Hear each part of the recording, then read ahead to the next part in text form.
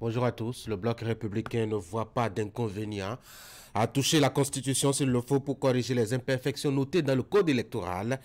C'est ce qu'on peut retenir à l'issue de la concertation entre les députés de ce parti et Patrice Talon lundi dernier. Nous allons aborder le sujet lors de nos discussions pour en juger de la pertinence. Mais avant, nous aurions donné la parole à l'un d'entre eux, l'honorable Ablaye Gounou, député à l'Assemblée nationale, membre de ce groupe parlementaire, issu donc du parti du Cheval Blanc Cabré. On le fera des questions pour mieux comprendre la posture de ce parti. De nouvelles rubriques comme depuis la semaine écoulée, avec Instant Droit et William Cliquant, nous allons plonger dans la discussion autour du code électoral. C'est le débat de l'heure, vous le savez très bien. Et puis, des techniciens du droit vont se prononcer justement à ce propos. Et juste avant, vous aurez suivi, entre-temps, l'actualité sur le net avec Florence Bossa. Bienvenue à tous.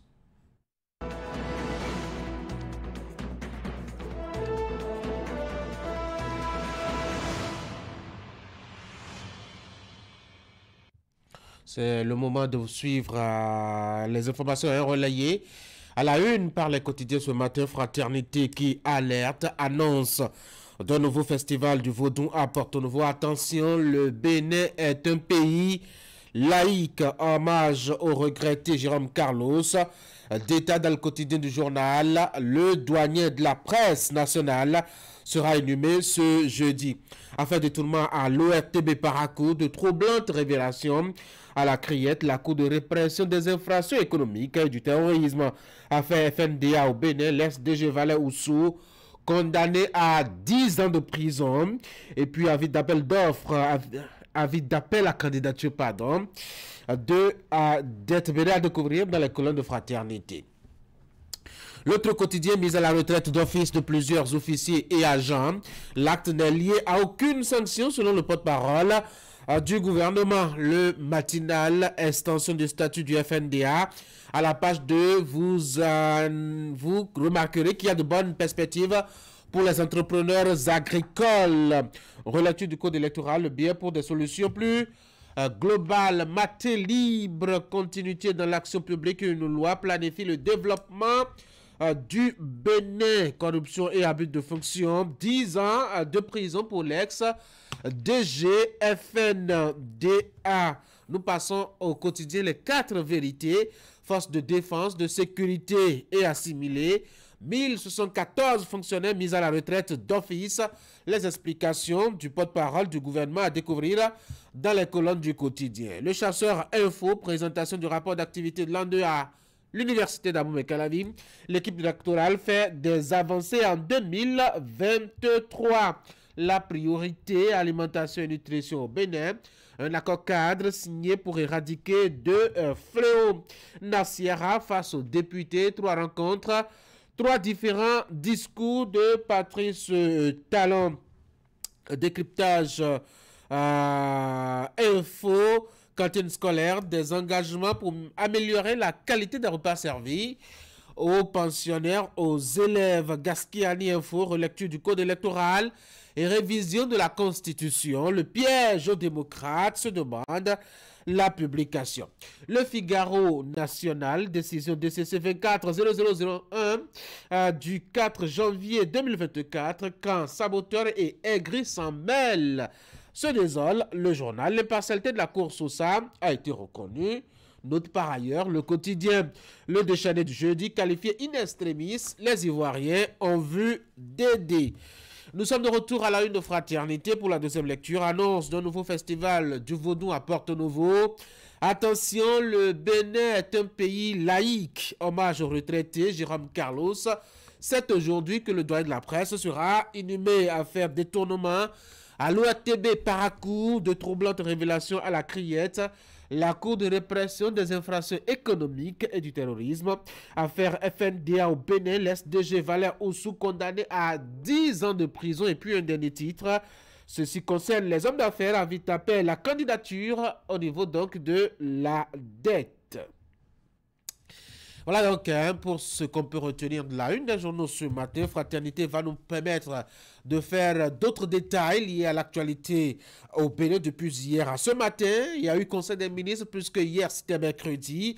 Beaucoup de nominations prononcées comme depuis quelques semaines maintenant dans plusieurs ministères. À noter Fraternité qui met un point d'honneur là-dessus.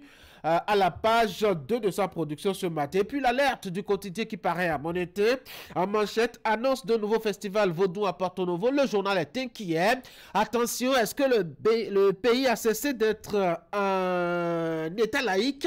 La question à travers donc un article réflexion publié à la page 3 précisément pour rappeler que le Bénin en tout cas est un pays laïque. Il faut faire très attention à ne pas donner trop de place au vaudou. On peut aller à la page 4 et voir un peu ce qui concerne l'actualité des médias au Bénin, et notamment pour cette journée du jeudi. C'est l'hommage à rendre à feu Jérôme Carlos, décédé ma foi la semaine écoulée.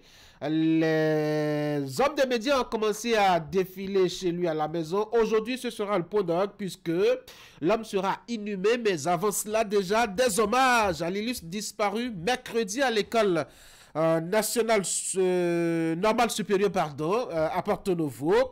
Voilà, si vous avez quelques bouts de temps, eh ben, passez par là-bas, dire un dernier au revoir à ce grand arbre, à cette grande figure de la presse béninoise, décédé il y a un peu plus d'une semaine maintenant. Allez, la fête continentale, c'est le football, avec la CAN qui se joue en Côte d'Ivoire. Justement, parlant de la Côte d'Ivoire, elle s'est qualifiée in extremis grâce à la victoire du Maroc hier face à la Zambie. Qu'est-ce qui s'est passé? Comment est-ce que les jeux ont été faits?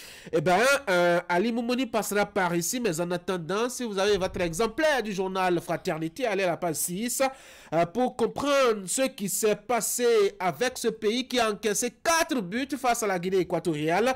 C'était le lundi dernier et qui avait pratiquement scellé son sort. Autre chose à découvrir, c'est un autre séisme aussi, la Tunisie qui est sortie de la CAN avec cet exploit donc de la Namibie qualifiée pour le tour suivant.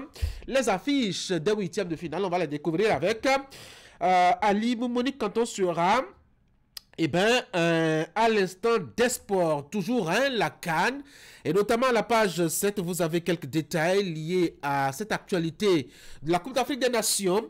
Le limogeage de Jean-Louis Gasset, par exemple, au niveau donc de la sélection de football de la Côte d'Ivoire, la réaction de Walid Regragui, par exemple, sanctionné par la CAF lors de son altercation avec Chancel Mbemba, le capitaine des Léopards de la RD Congo.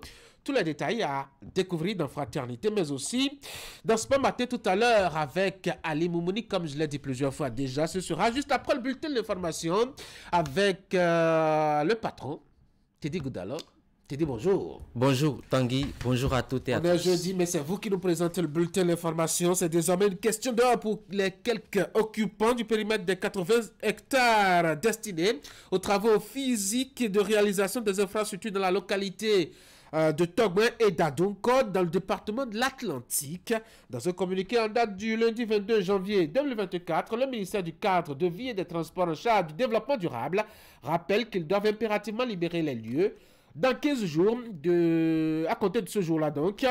Sur le terrain, on note encore des poches de résistance, comme vous le voyez sur ces images ramenées par la rédaction de Canal 3 Bénin. Autre chose à suivre dans le bulletin de l'information, on va tout droit dans les collèges d'enseignement général des départements du littoral et de l'Atlantique. Là-bas, les élèves subissent déjà les épreuves des derniers devoirs de fin de premier semestre. Au collège d'enseignement général, le Méridien par exemple, enseignants et apprenants apprécient le contenu des épreuves tout en énumérant quelques difficultés. Vous allez les entendre tout à l'heure. Voici le bulletin.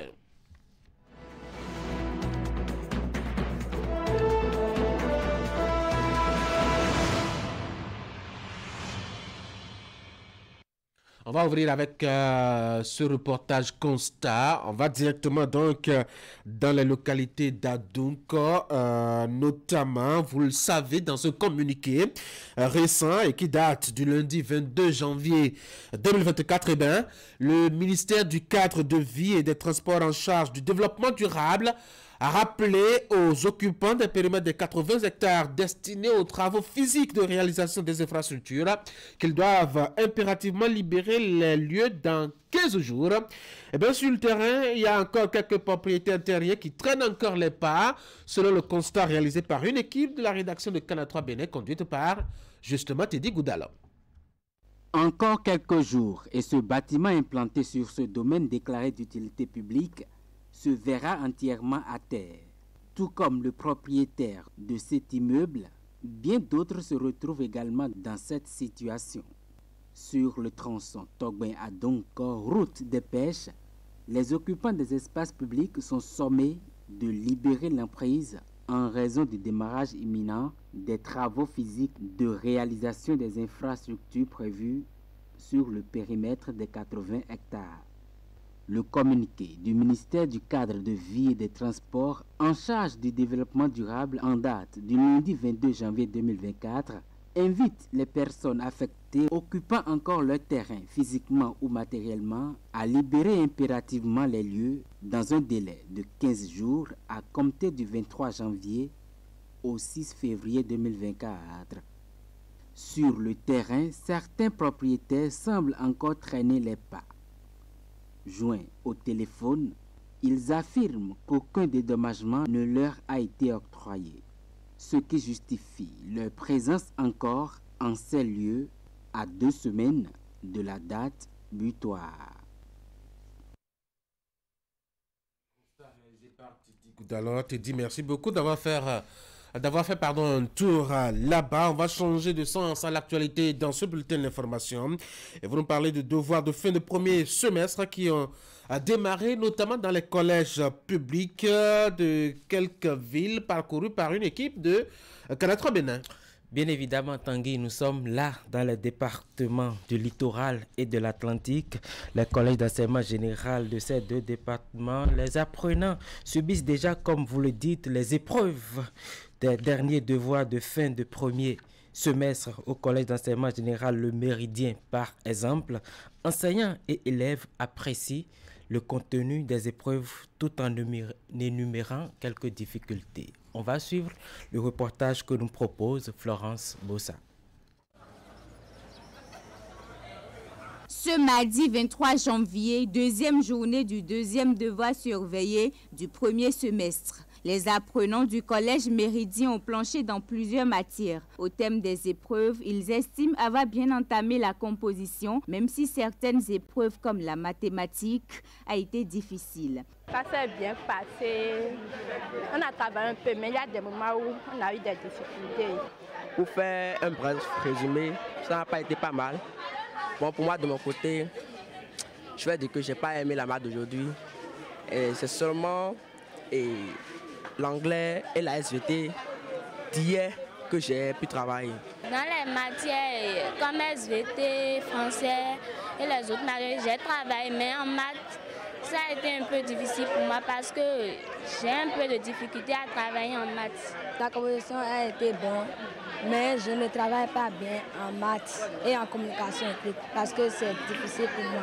J'aurai la moyenne pour le premier semestre. Dans la perspective d'améliorer le rendement des élèves après 2 semaines de congé de fête de fin d'année, les enseignants ont mis l'accent sur les séances de révision à travers les exercices. Avant d'envoyer les enfants composer, il faut d'abord une semaine d'intégration. À travers cette semaine d'intégration, on révise les notions enseignées dans la classe pour permettre à ces enfants-là de briller à travers les différentes épreuves. Quand nous venons en classe, nous leur disons de se débarrasser des documents, des sacs, des cartouches éventuelles et nous faisons aussi les contrôles. Selon le calendrier scolaire de l'année 2023-2024, le deuxième semestre débute le 26 février et prend fin le 18 juin prochain. Et voilà pour ce compte rendu de Florence Bossard. On va en image maintenant, deuxième édition des journées d'orientation au profit des apprenants et élèves des établissements publics privés secondaires généraux ainsi que ceux d'enseignement technique et de la formation professionnels. L'initiative portée par le gouvernement connaît le soutien financier de l'ambassade de France et de l'Union européenne. Présidée par le ministre Yves Kouaro-Tchabi, les manifestations de Boycon marquent le lancement de la série d'activités prévues pour se dérouler dans 4 départements, à savoir le Zou, le Borkou, le Mono et les collines. Pour finir, nous allons revenir sur cet incident qui a eu lieu à Natitengo. Des écoliers ont trouvé la mort, d'autres blessés et hospitalisés au CHD à Takora. Le drame est survenu le lundi 22 janvier 2024 à l'école primaire publique de Dassagate. 24 heures après cet incident malheureux causé par une institutrice de cette école, Alassane Aruna est descendu sur le lieu du drame avant de rallier le centre hospitalier départemental à Takora, où il a rencontré le directeur départemental des enseignements maternels et primaires. Suivons le reportage. Ce 22 janvier 2024 aura été un lundi noir pour les apprenants et enseignants de l'école primaire publique d'Assakate à Natitengo. Alors que l'école s'apprêtait à fermer ses portes aux environs de 17 heures passées de 30 minutes, une institutrice de l'école voulant démarrer son véhicule, préalablement stationné dans la cour, percute par une vive marche arrière incontrôlée 8 écoliers. Parmi eux, 3 vont rendre l'âme sur place. Les 5 autres seront transportés en urgence au centre hospitalier départemental de la Takora. Hier, à la sortie des écoliers de l'école primaire publique de Dassagate, et il s'est fait que l'une des maîtresses, en manœuvrant son véhicule, s'est trompée. Et il s'est fait qu'elle est allée, au lieu d'avancer, elle a plutôt fait la reverse. Et en appuyant sur l'accélérateur, elle a paniqué. Et puis voilà, ça a fait d'énormes dégâts sur près de 50 mètres. C'est même le mur de la clôture de l'école qui a pu arrêter ce véhicule qui était à une allure très importante. Donc ça a surpris les enfants qui, à la sortie des classes, étaient encore dans la cour de l'école. Le bilan sur place, il y avait eu 3 décès et 5 enfants blessés. À l'école primaire publique de Dassakate, ce mardi matin, lendemain du drame, la cour était déserte, les classes hermétiquement fermées. Seuls les décombres de la clôture ayant arrêté le véhicule accidenté dans sa folle course peut témoigner de cet incident. Au domicile du petit Yves Saï, 7 ans en classe de CP, tué au cours de cet accident, la consternation était à son comble et le père inconsolable. On était à la maison quand l'enfant est parti à l'école.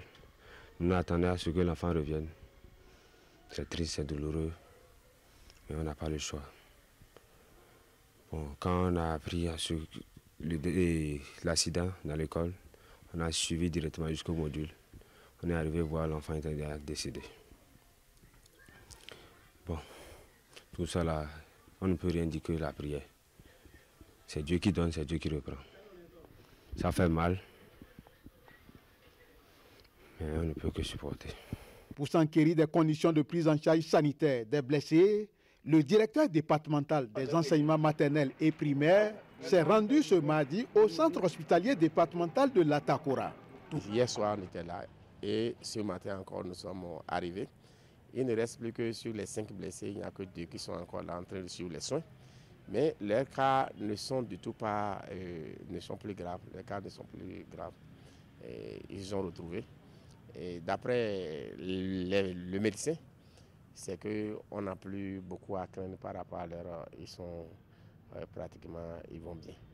C'est le suivi qui reste et c'est un petit soin. Tout en déplorant ce drame qui a plongé les populations de la cité dans un émoi total, le coordonnateur communal de l'association des parents d'élèves suggère des mesures palliatives pour éviter à l'avenir de tels drames. Par rapport à cette situation, c'est de prendre vraiment des dispositions pour voir si prochainement dans des écoles, les écoles pourront bénéficier des garages où les enseignants peuvent garer les véhicules, les motos, à un endroit où les enfants seront un peu sécurisés. Juste après ce drame, les 3 corps remis aux parents ont été inhumés tard dans la nuit. Et voilà pour ce élément, sur cette information qui fait le tour de l'actualité depuis quelques jours maintenant. On va souhaiter du courage à la famille éplorée. Et bien, ce sera tout pour cet exercice matinal que j'ai eu le plaisir de vous avoir présenté. Teddy Goudala, merci beaucoup en tout cas pour l'exercice donc à effectuer ce matin. Vous aurez un dernier rendez-vous, ce sera demain, avec la complicité de Wahab Alikbara qui sera ici à ma place à vous servir. Mesdames et messieurs, voici les sports ce matin.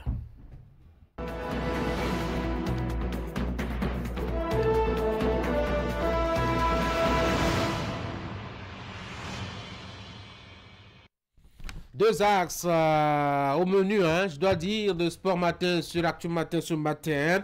On va parler de la messe continentale qui a cours il y a pratiquement 2 semaines maintenant en terre ivoirienne. C'est la Coupe d'Afrique des Nations dans sa version de la 34e édition, avec quelques surprises au bout de la journée d'hier. On en parlera. La Tunisie sortie de la compétition, et puis le pays organisateur qui est miraculé avec sa qualification in extremis. On verra tout cela avec le patron de cette rubrique, et puis on aura un invité juste après. Il s'appelle Eram Stéphane Tora, il est vice-président de Marche Pro. Avec lui, on va parler un peu de cette assemblée générale du club Marche Pro et présenter un peu le contenu des rapports d'activité jusque-là. Voici donc le menu. Ali, bonjour. Bonjour Tanguy. Hier, de grosses surprises aussi.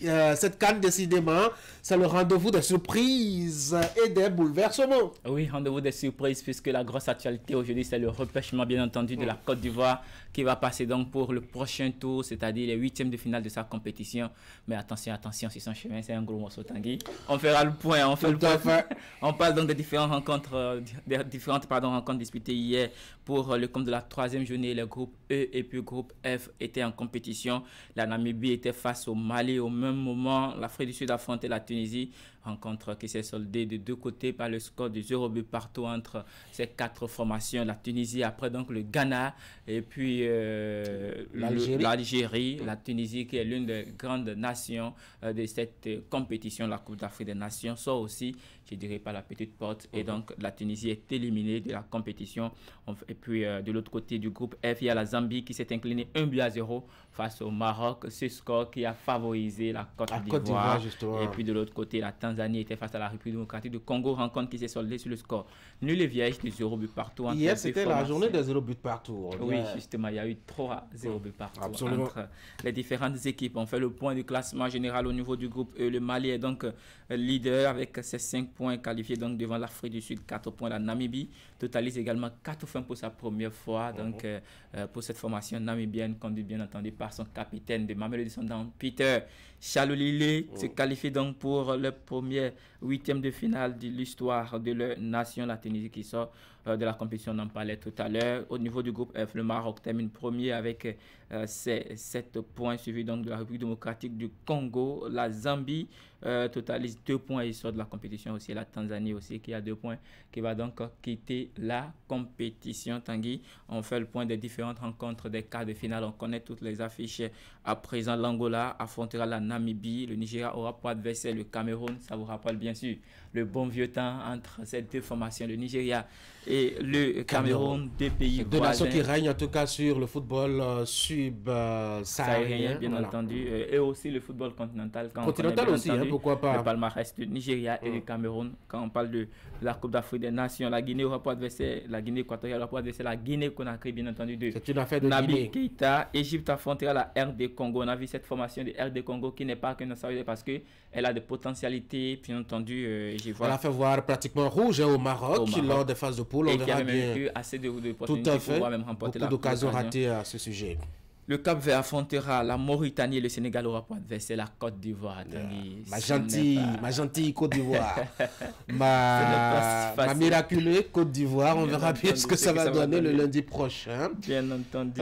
Le Mali, pour finir, affrontera le Burkina Faso. Et puis la dernière affiche sera entre le Maroc et l'Afrique du Sud. Un autre chose. Là aussi, ça m'intéresse très bien parce que c'est vrai, la dernière sortie, notamment hier du Maroc, a montré un peu une physionomie d'une équipe qui est venue gagner la Coupe. Sinon, les deux premières hier sortis du Maroc n'ont pas du tout convaincu. Hein. J'espère vraiment que Ziyech et ses coéquipiers vont pouvoir garder la ligne d'hier. Oui, justement, parce que face à la Zambie, après donc l'outil du score, c'était aussi difficile de trouver le chemin des filets. Tout à fait. Alors que pour une équipe conquérante, on aurait pu espérer voir un score. Beaucoup d'occasions créées par cette formation et puis se permettre d'avoir l'avantage au score. Mais bon, malheureusement, ce n'était pas le cas. On espère qu'après ce premier tour pour les huitièmes de finale, on va assister que chacun va retrouver ses esprits. Mais déjà, on est satisfait des surprises, surtout procurées par ces équipes que nous avions souvent, les petits poussés. Mon équipe de cœur, c'est, devinez, le Cap-Vert.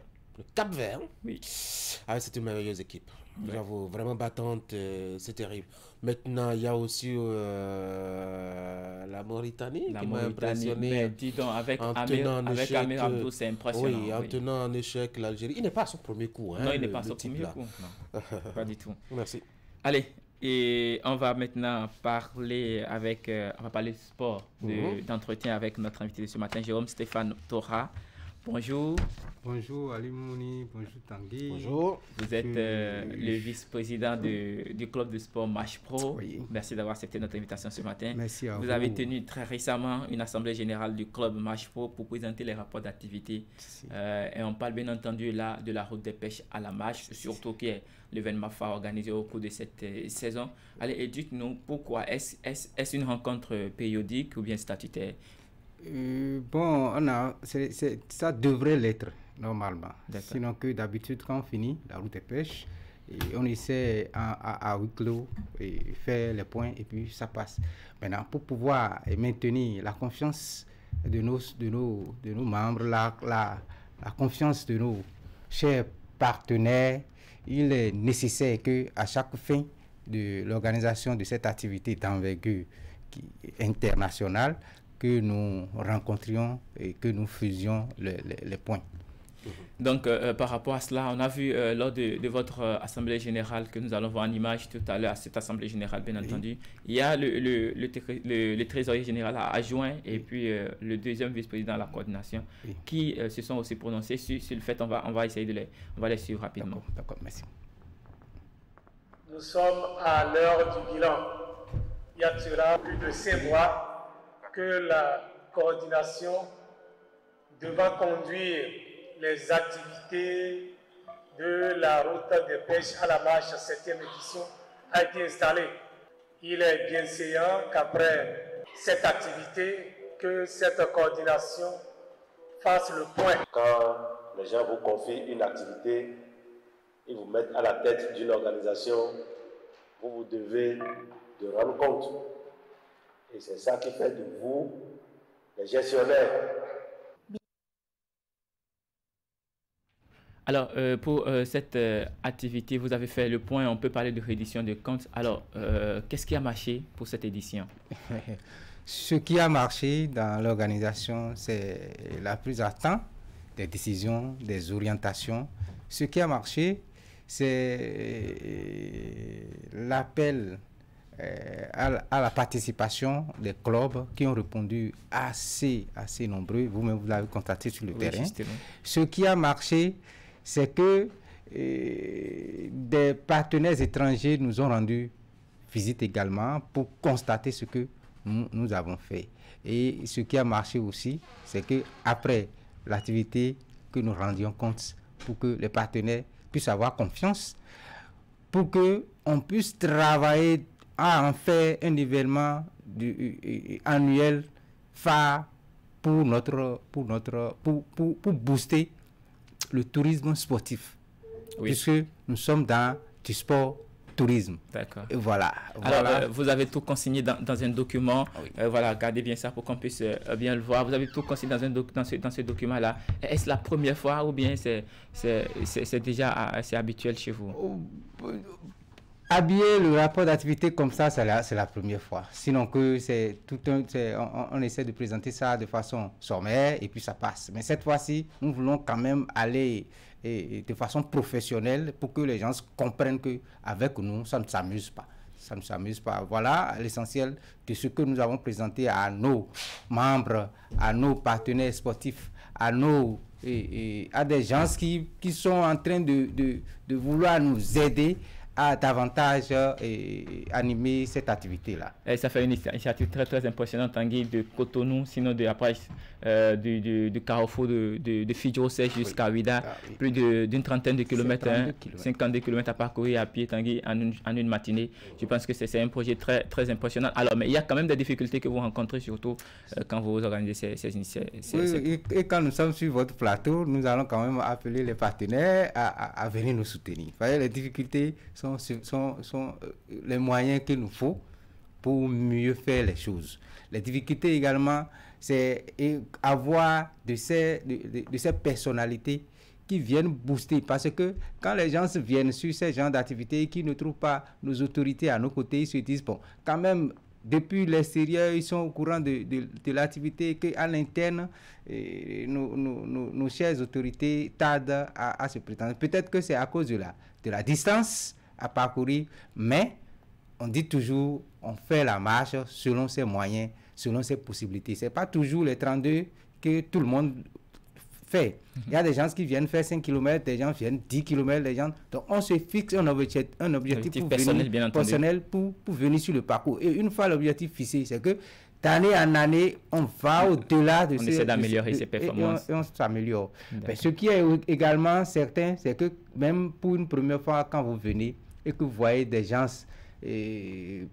moins que vous en train de faire les 32 km, vous vous efforcez pour aller jusqu'aux 32 km. Et c'est ça l'objectif principal de l'activité. Et c'est d'ailleurs très important et très bon pour la santé voilà, de tous ceux qui y participent. Alors dites-nous, vous avez fait des prévisions, sinon une projection pour la 8e édition. Est-ce qu'on peut avoir une idée de ce que vous avez retenu? Ce sera toujours la même distance, hein? Oui, ça serait toujours la même distance. Et n'oubliez pas que lorsque nous entamons l'année, nous commençons déjà par la préparation. Et la préparation, c'est déjà le 18 prochain.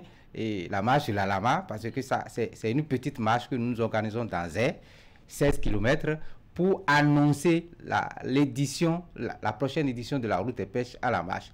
Également, il y a des partenaires, des clubs partenaires qui organisent leurs événements auxquels nous participons pour nous mettre en jambe. Et en sus, il y a nos partenaires étrangers qui nous invitent également à participer à leurs événements. On dirait une sorte d'implémentation de la route des pêches à la marche dans leur pays. Voilà. Et ils nous invitent à avoir les regards d'observateurs, à avoir des regards de pionniers par rapport à l'organisation du sport d'entretien. Alors, pour ce qui concerne la route, la marche de la Lama, est-ce que vous avez déjà ouvert les participations? C'est déjà lancé Les participations sont déjà lancées, les invitations sont en train d'être envoyées, et ce qui est sûr, les gens vont répondre assez nombreux sur le parcours. De toutes les façons, c'est une participation gratuite. Hein, c'est une participation libre et gratuite, parce que nous offrons de l'espace pour tout le monde à venir faire du sport, à venir commencer peut-être sur une activité de grandeur et puis se dire que c'est au quotidien qu'il faut faire de la marche. Pour les éditions passées, vous avez prévu des moyens de déplacement pour certains. Est-ce que ça sera le cas cette année? Pour la marche de la Lama, on ne prévoit pas de transport retour pour les participants. C'est seulement sur le parcours de la route des pêches, puisque la distance n'est pas assez grande, 16 km. Voilà. Non, sur la route des pêches, c'est 32 km. Donc, on ne peut pas faire 32 km en aller et retour. C'est pour cela qu'à la fin, nous mobilisons la logistique pour pouvoir convoyer nos participants jusqu'à l'arrivée. Maintenant, cette année-ci, peut-être dans l'organisation, on verrait en sorte, puisque le nombre également ne cesse de croître et nos moyens sont de plus en plus très très limités, parce que c'est des cotisations à l'interne et c'est également des mécénats par rapport à certains. Donc nous allons trouver le bon milieu, la bonne approche, afin que pour le transport retour, les gens également, les participants également puissent nous accompagner. Voilà, donc c'est... Alors, Jérôme, Stéphane, Toha, merci beaucoup d'avoir accepté cette invitation. Je pense que c'est une très belle initiative d'avoir déjà fait le point à vos partenaires et aux différents participants de ce qui a été l'organisation de cet événement, la route des pêches à la marche, et aussi de se projeter sur la prochaine initiative qui est bien sûr la marche de la marque qui aura lieu bien entendu le 18 février prochain du côté de Zé. Vous aimez le football, qu'est-ce qui vous a beaucoup plus préoccupé dans cette Coupe d'Afrique des Nations? Non, mais ce que j'allais dire, c'est le repêchage de la Côte d'Ivoire pour dire que bon, et les gens vont faire un ouf de soulagement, mais c'est un ouf de soulagement un peu suffocant parce que déjà là, ça va être dur, hein. Pour renverser le champion en titre, les Lions de la Teranga. Merci beaucoup à vous. Je rappelle que vous êtes le vice-président du club de sport Marche Pro, Jérôme Stéphane Toha. Merci d'avoir accepté notre invitation. Tanguy. Cher monsieur, merci beaucoup pour ces instants sport. Mesdames et messieurs, voici Actu sur le net.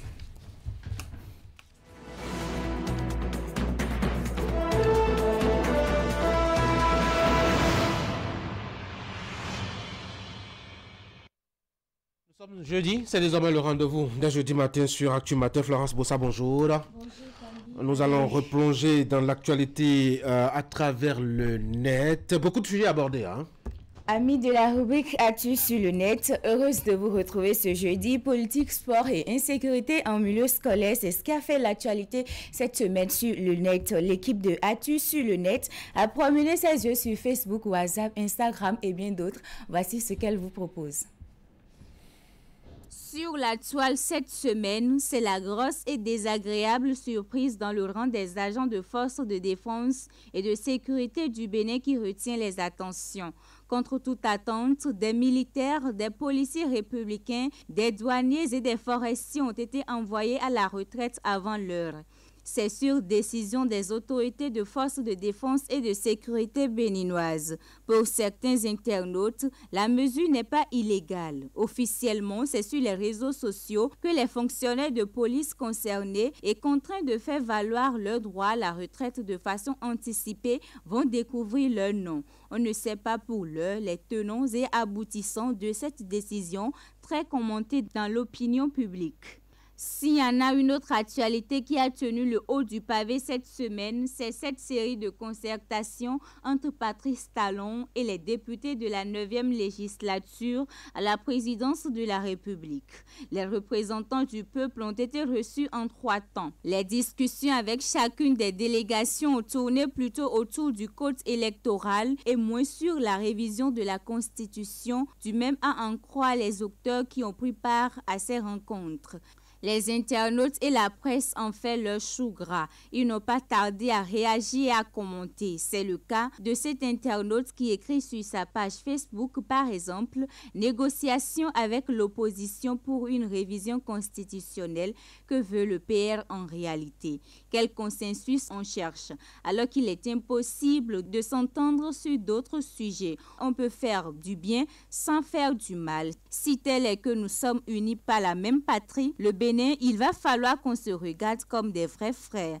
Ne jamais croire qu'on est le plus rusé. » Un autre a dit « À quel jeu jouent tous ces gens au-dessus de la tête du peuple béninois? À un spectacle de désolation qui porte bien son nom. La croisière s'amuse pendant que nos concitoyens convolent en os de paupérisation. » Et puis cette triste nouvelle qui a aussi fait le tour des réseaux sociaux. Le drame s'est produit dans une école dans la commune de Natitengou, dans le département de la Takora. Une enseignante, dans la manœuvre de son véhicule, a par inadvertance percuté violemment 8 élèves. Le bilan est lourd. 3 apprenants morts sur le champ, 1 dans le coma et les rescapés en soins intensifs. Le site d'information Fraternité a relayé l'information en présentant ses condoléances aux familles éplorées.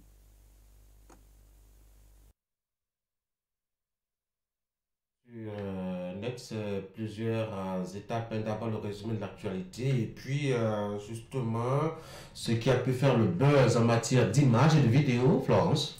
Nous allons en Côte d'Ivoire où se déroule la Coupe d'Afrique des Nations, la CAN des fortes sensations. Certains pays s'y attendaient peut-être, mais la Côte d'Ivoire, non, pays organisateur, s'est incliné sur le score de 4-0 face à la Guinée équatoriale. Cette défaite des éléphants pour leur 3e sortie de la phase des groupes a fait fuser des réactions sur l'actuel. De la colère, du mécontentement, du désarroi, autant de sentiments qui ont animé les Ivoiriens dans leurs différentes publications sur les réseaux sociaux. Nous allons vous faire revivre quelques-unes de ces réactions.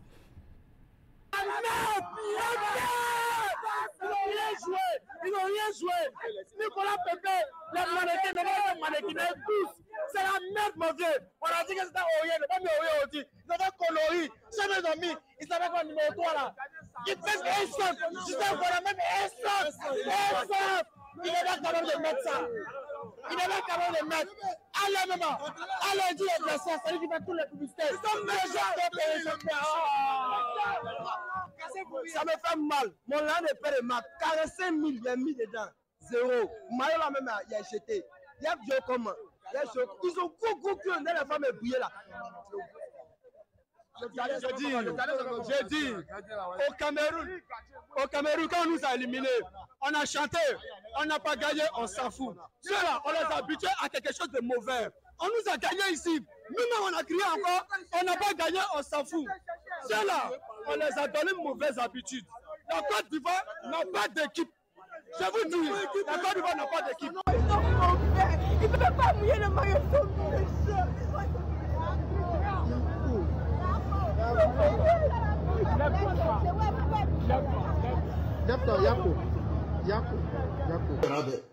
Mario bila bune fo TikTok di Facebook ça di voilà.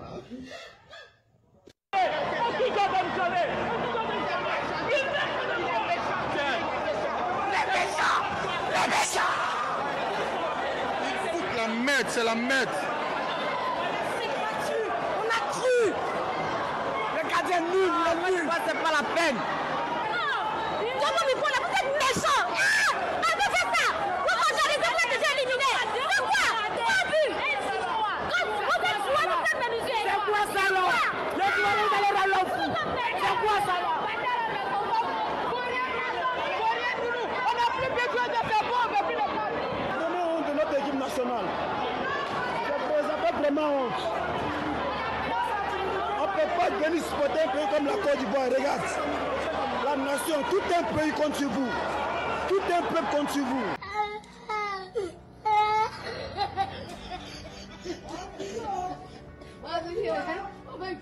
On m'a donné 50 millions pour chanter ce son.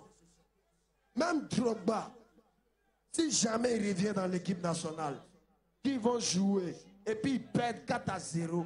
On va le trapati, l'homme. Trapati, l'homme. Trapati, l'homme. Alors je vois tout le monde se lève, on va danser ça, hein. Tout le monde se lève, on va danser ça, hein. Tout le monde se lève, on va danser le trapati, l'homme. C'est le nouveau concept. Tu joues mal au football, on te botte. Voilà, même le feu Didier Arras avait prévu cette défaite de la Côte d'Ivoire. Tanguy. Il faut dire depuis hier soir une bonne nouvelle pour la nation ivoirienne. Le pays a été repêché grâce justement à la victoire du Maroc sur la Zambie. Les Chipolopoulos ont perdu le match, se sont éclairés donc 0 but contre 1, ce qui fait que la joie, en tout cas de l'équipe ivoirienne qui a d'ailleurs perdu entre-temps son sélectionneur national. Voilà, nous allons finir par ce son qui fait du buzz dans le rang des Béninois, le son de Alimé Segui de Chris Ba. Plusieurs Béninois en font du challenge sur ça. Nous allons suivre quelques challenges et puis moi je reviens juste après vous dire au revoir.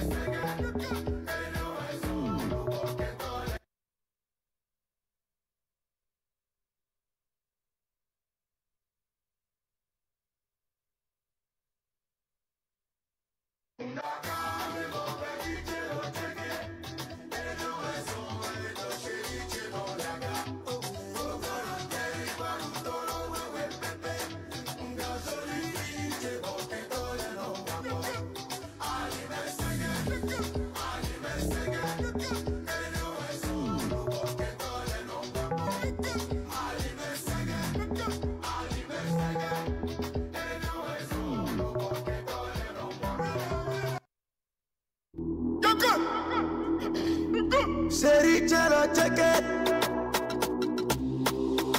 Ero top, pasti tam tam. Ma chérie j'adore. Ero pas, bon top tam. Ma chérie m'guado. Et dis sans amba coco ti batanu.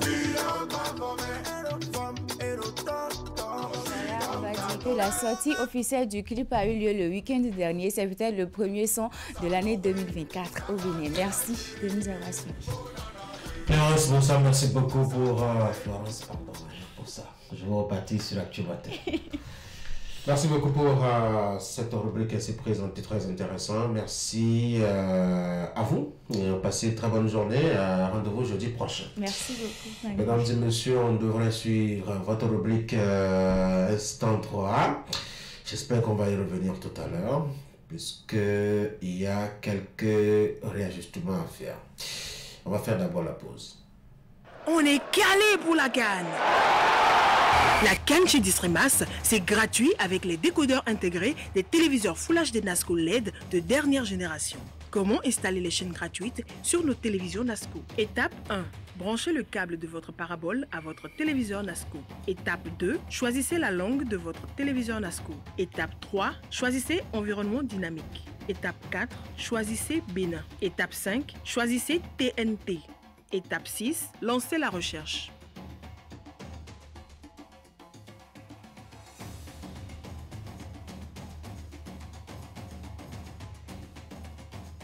Offre disponible jusqu'au 12 février. Rendez-vous dans nos agences Distrimas Calavi, Cotonou Marina et Porte Novo.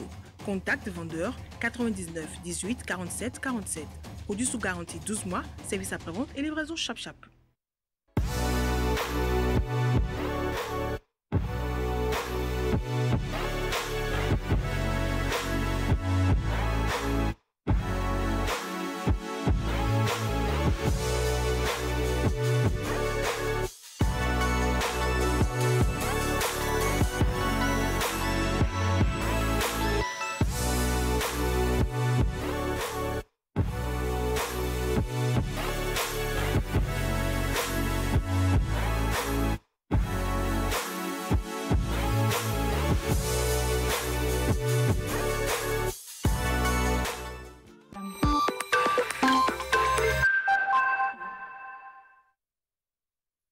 La fête démarre. Jusqu'au 31 janvier 2024, bénéficiez jusqu'à moins 40% de remise sur toute la gamme électroménager. Aussi, participez à la super tombola de fin d'année sur tout achat à partir de 200 000 francs CFA dans l'une des agences Néo et Allo. Au tirage, plus d'une dizaine de lots à gagner dans les motos Wave S et les téléviseurs LED à ne pas rater. Plus vous achetez, plus vous avez la chance de gagner à la grande tombola de Néo et Allo. Rendez-vous en agence Ganri, Avenue Stenmez, Kongezo et Revan. Garantie allant jusqu'à 12 mois. Service après-vente et livraison assurée. Contact vendeur 60 00 66 66.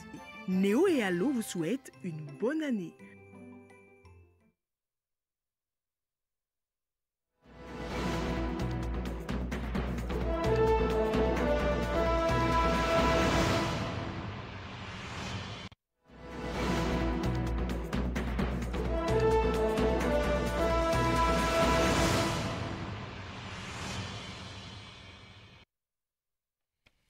Voilà, instant droit, c'est chez vous maintenant avec William Cliquant. William, bonjour. Bonjour Tanguy, bonjour à tous. Parler de cette actualité-là qui a surpris plus d'un, la mise à la retraite d'office de fonctionnaires de forces de défense et de sécurité assimilés. Un acte arbitraire, est-ce que c'est un acte arbitraire ou légal? C'est la question qu'on va se poser tout à l'heure. Hein. Mais nous devrons déjà, je dois dire aujourd'hui, aborder les aspects techniques effectifs du code électoral normalement.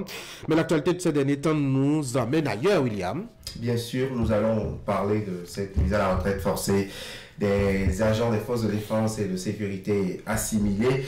Eh bien, près de 1000, on entend Tanguy, près de 1000 dans l'opinion, 700 militaires, plus de 300 fonctionnaires de police, des agents des eaux, forêts et chasse et également de la douane. L'interrogation ce matin, bien, dans l'instant droit, c'est la question de savoir si c'est légal ou pas.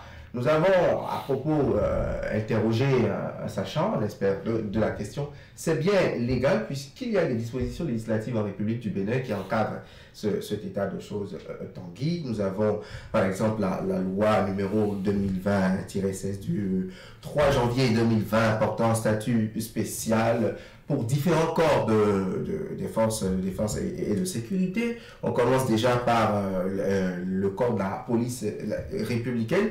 Leur loi, en son article 167, dit précisément, leur loi portant un statut spécial dit précisément que, nonobstant les limites d'âge fixées à l'article 166 de la présente loi, tout fonctionnaire de police peut exceptionnellement être mis à la retraite d'office après 20 années de service. La mise à la retraite d'office d'un fonctionnaire de police, conformément aux dispositions de l'alinéa 1er du présent article, est proposée par le directeur général de la police républicaine qui soumet à cet effet un rapport de proposition au ministre chargé de la sécurité publique pour décision en Conseil des ministres.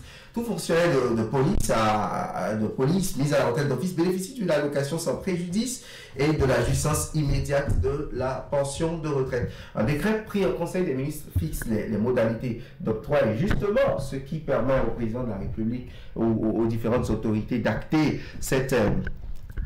aujourd'hui cette mise à la retraite, c'est la prise de ce décret le 9 janvier dernier pour permettre à ces différents responsables des corps de défense et des forces de défense et de sécurité d'acter la mise à la retraite, Tanguy.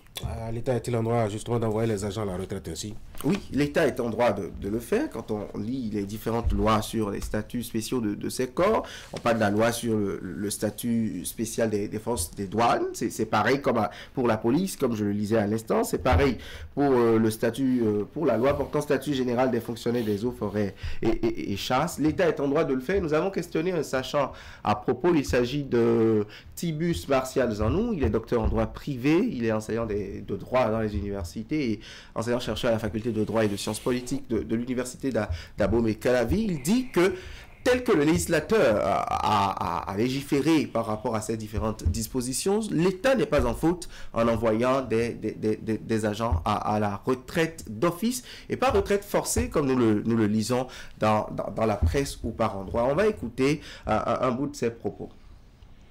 La réponse a été apportée par le décret numéro 2024-008 du 9 janvier 2024 qui a fixé les modalités d'octroi de l'allocation à la retraite d'office des fonctionnaires qui ont été mis à la retraite d'office.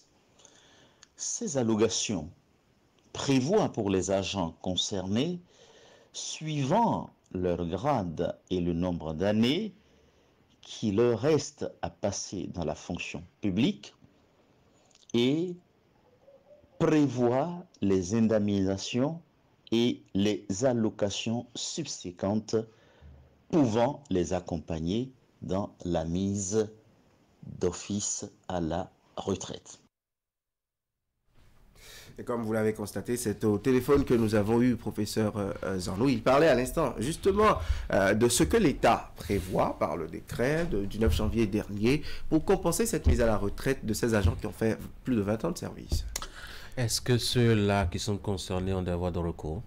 Et c'est justement la principale question dans l'opinion. Est-ce qu'on peut parler de licenciement abusif des agents de l'État? Est-ce qu'on peut dire que ces forces de défense et de sécurité, si l'État est en droit de le faire, c'est une stratégie pour les écarter de la fonction publique et qu'ils n'ont pas de voie de recours? Justement, notre expert le précise, pas vraiment de marge de manœuvre pour ces différents agents des forces de défense et de sécurité, parce que ne constituant pas une faute disciplinaire ou une faute de quelque nature pour licenciement, cette mise à la retraite d'office est purement par voie légale. Mais notre expert rajoute qu'il n'est pas exclu d'intenter des actions. On va l'écouter.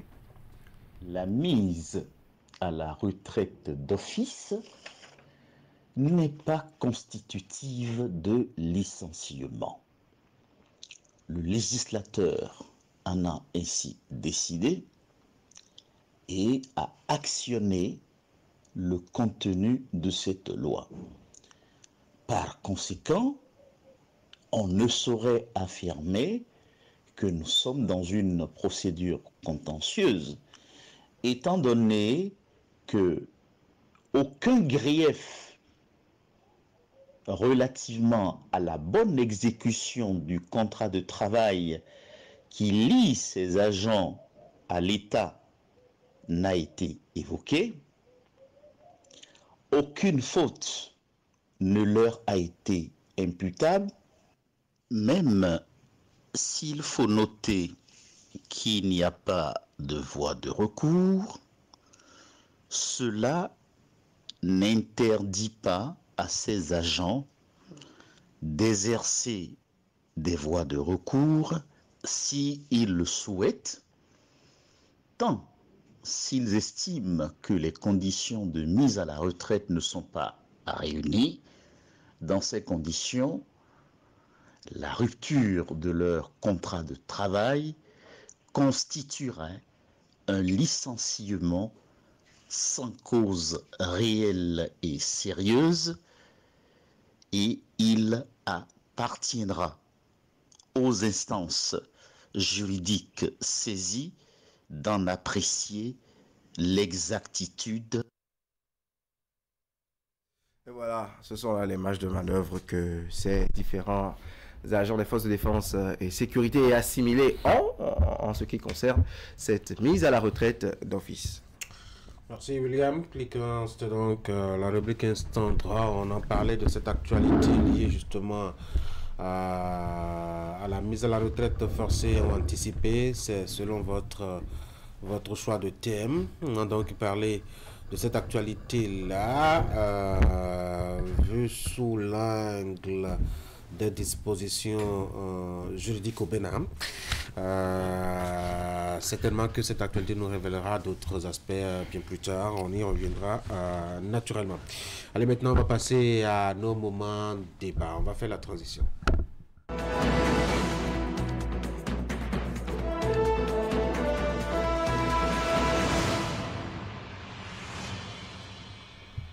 Voilà, ce matin, on a prévu parler un peu, je dois dire, de cette position qu'a prise le bloc républicain dans cette affaire donc de concertation au palais de la Marina lundi dernier. Vous le savez, les groupes parlementaires ont défilé devant le chef de l'État dans le cadre de cette injonction de la Cour constitutionnelle à aller relire un peu le code électoral. Quelles sont les conditions dans lesquelles cela devrait se faire et comment est-ce qu'il faut y aller. Le chef de l'État a discuté avec les groupes parlementaires. Le bloc républicain a pu prendre une position officiellement depuis hier, en tout cas rendue publique à travers une rencontre avec la presse. On devrait prendre par ici, notamment au téléphone, Ablaye Gounoum, député à l'Assemblée nationale, lui qui est membre, je dois dire, de ce parti politique. Ça n'a pas pu se faire. Quelques soucis avec la connexion certainement, mais on en parlera tout à l'heure lors de nos échanges puisque nous y sommes. Franck, bonjour. Eric, bonjour. Est-ce que vous aviez été surpris par la position du BR qui dit que s'il faut réviser le code électoral et que cela passe forcément pas à la révision de la Constitution, eh bien qu'ils sont preneurs, Franck? Au dernier jour, vous direz que je suis prophète. Je vous l'ai dit hier. Je vous ai dit que on trouvera le moyen de nettoyer le code électoral, de l'ajuster comme on l'a voulu. Mais si les partis, en soutenant les actions du chef de l'État, veulent le faire, ils le feront. Il suffit pour eux de trouver le moyen de le faire et de trouver les points d'achoppement. Et puis ça y est. Je crois que les faits me donnent déjà raison 24 heures après. Et donc, moi, je pense que c'est un jeu politique qui est en train de se faire. C'est un jeu politique qui est en train de se dérouler là. Le chef de l'État, il a consulté tous les groupes parlementaires. C'était une stratégie. Les démocrates certainement qui ne lui ont pas donné ne lui ont pas donné l'accès pour le faire parce qu'il a dit que ça devrait venir des partis, enfin des groupes parlementaires, qu'ils souhaitent que l'initiative puisse partir des groupes parlementaires. Et maintenant, vous avez vu le bloc républicain qui s'est officiellement prononcé et qui déjà entrevoit un peu ce qui va se faire. Mais moi, je pense qu'il ne faut pas aller trop vite en besogne. Lorsqu'on parle de révision, ça fait dresser les cheveux sur la tête de tout le monde. Même quand vous en parlez dans un milieu où les gens ne comprennent pas ce qu'on met dans la révision de la Constitution, ça y est, ça fait grincer beaucoup dedans. Qu'est-ce que on veut y mettre réellement? C'est la question que moi je me pose, parce qu'on dit révision, c'est vrai. Le contenu, on n'en a aucune idée pour le moment.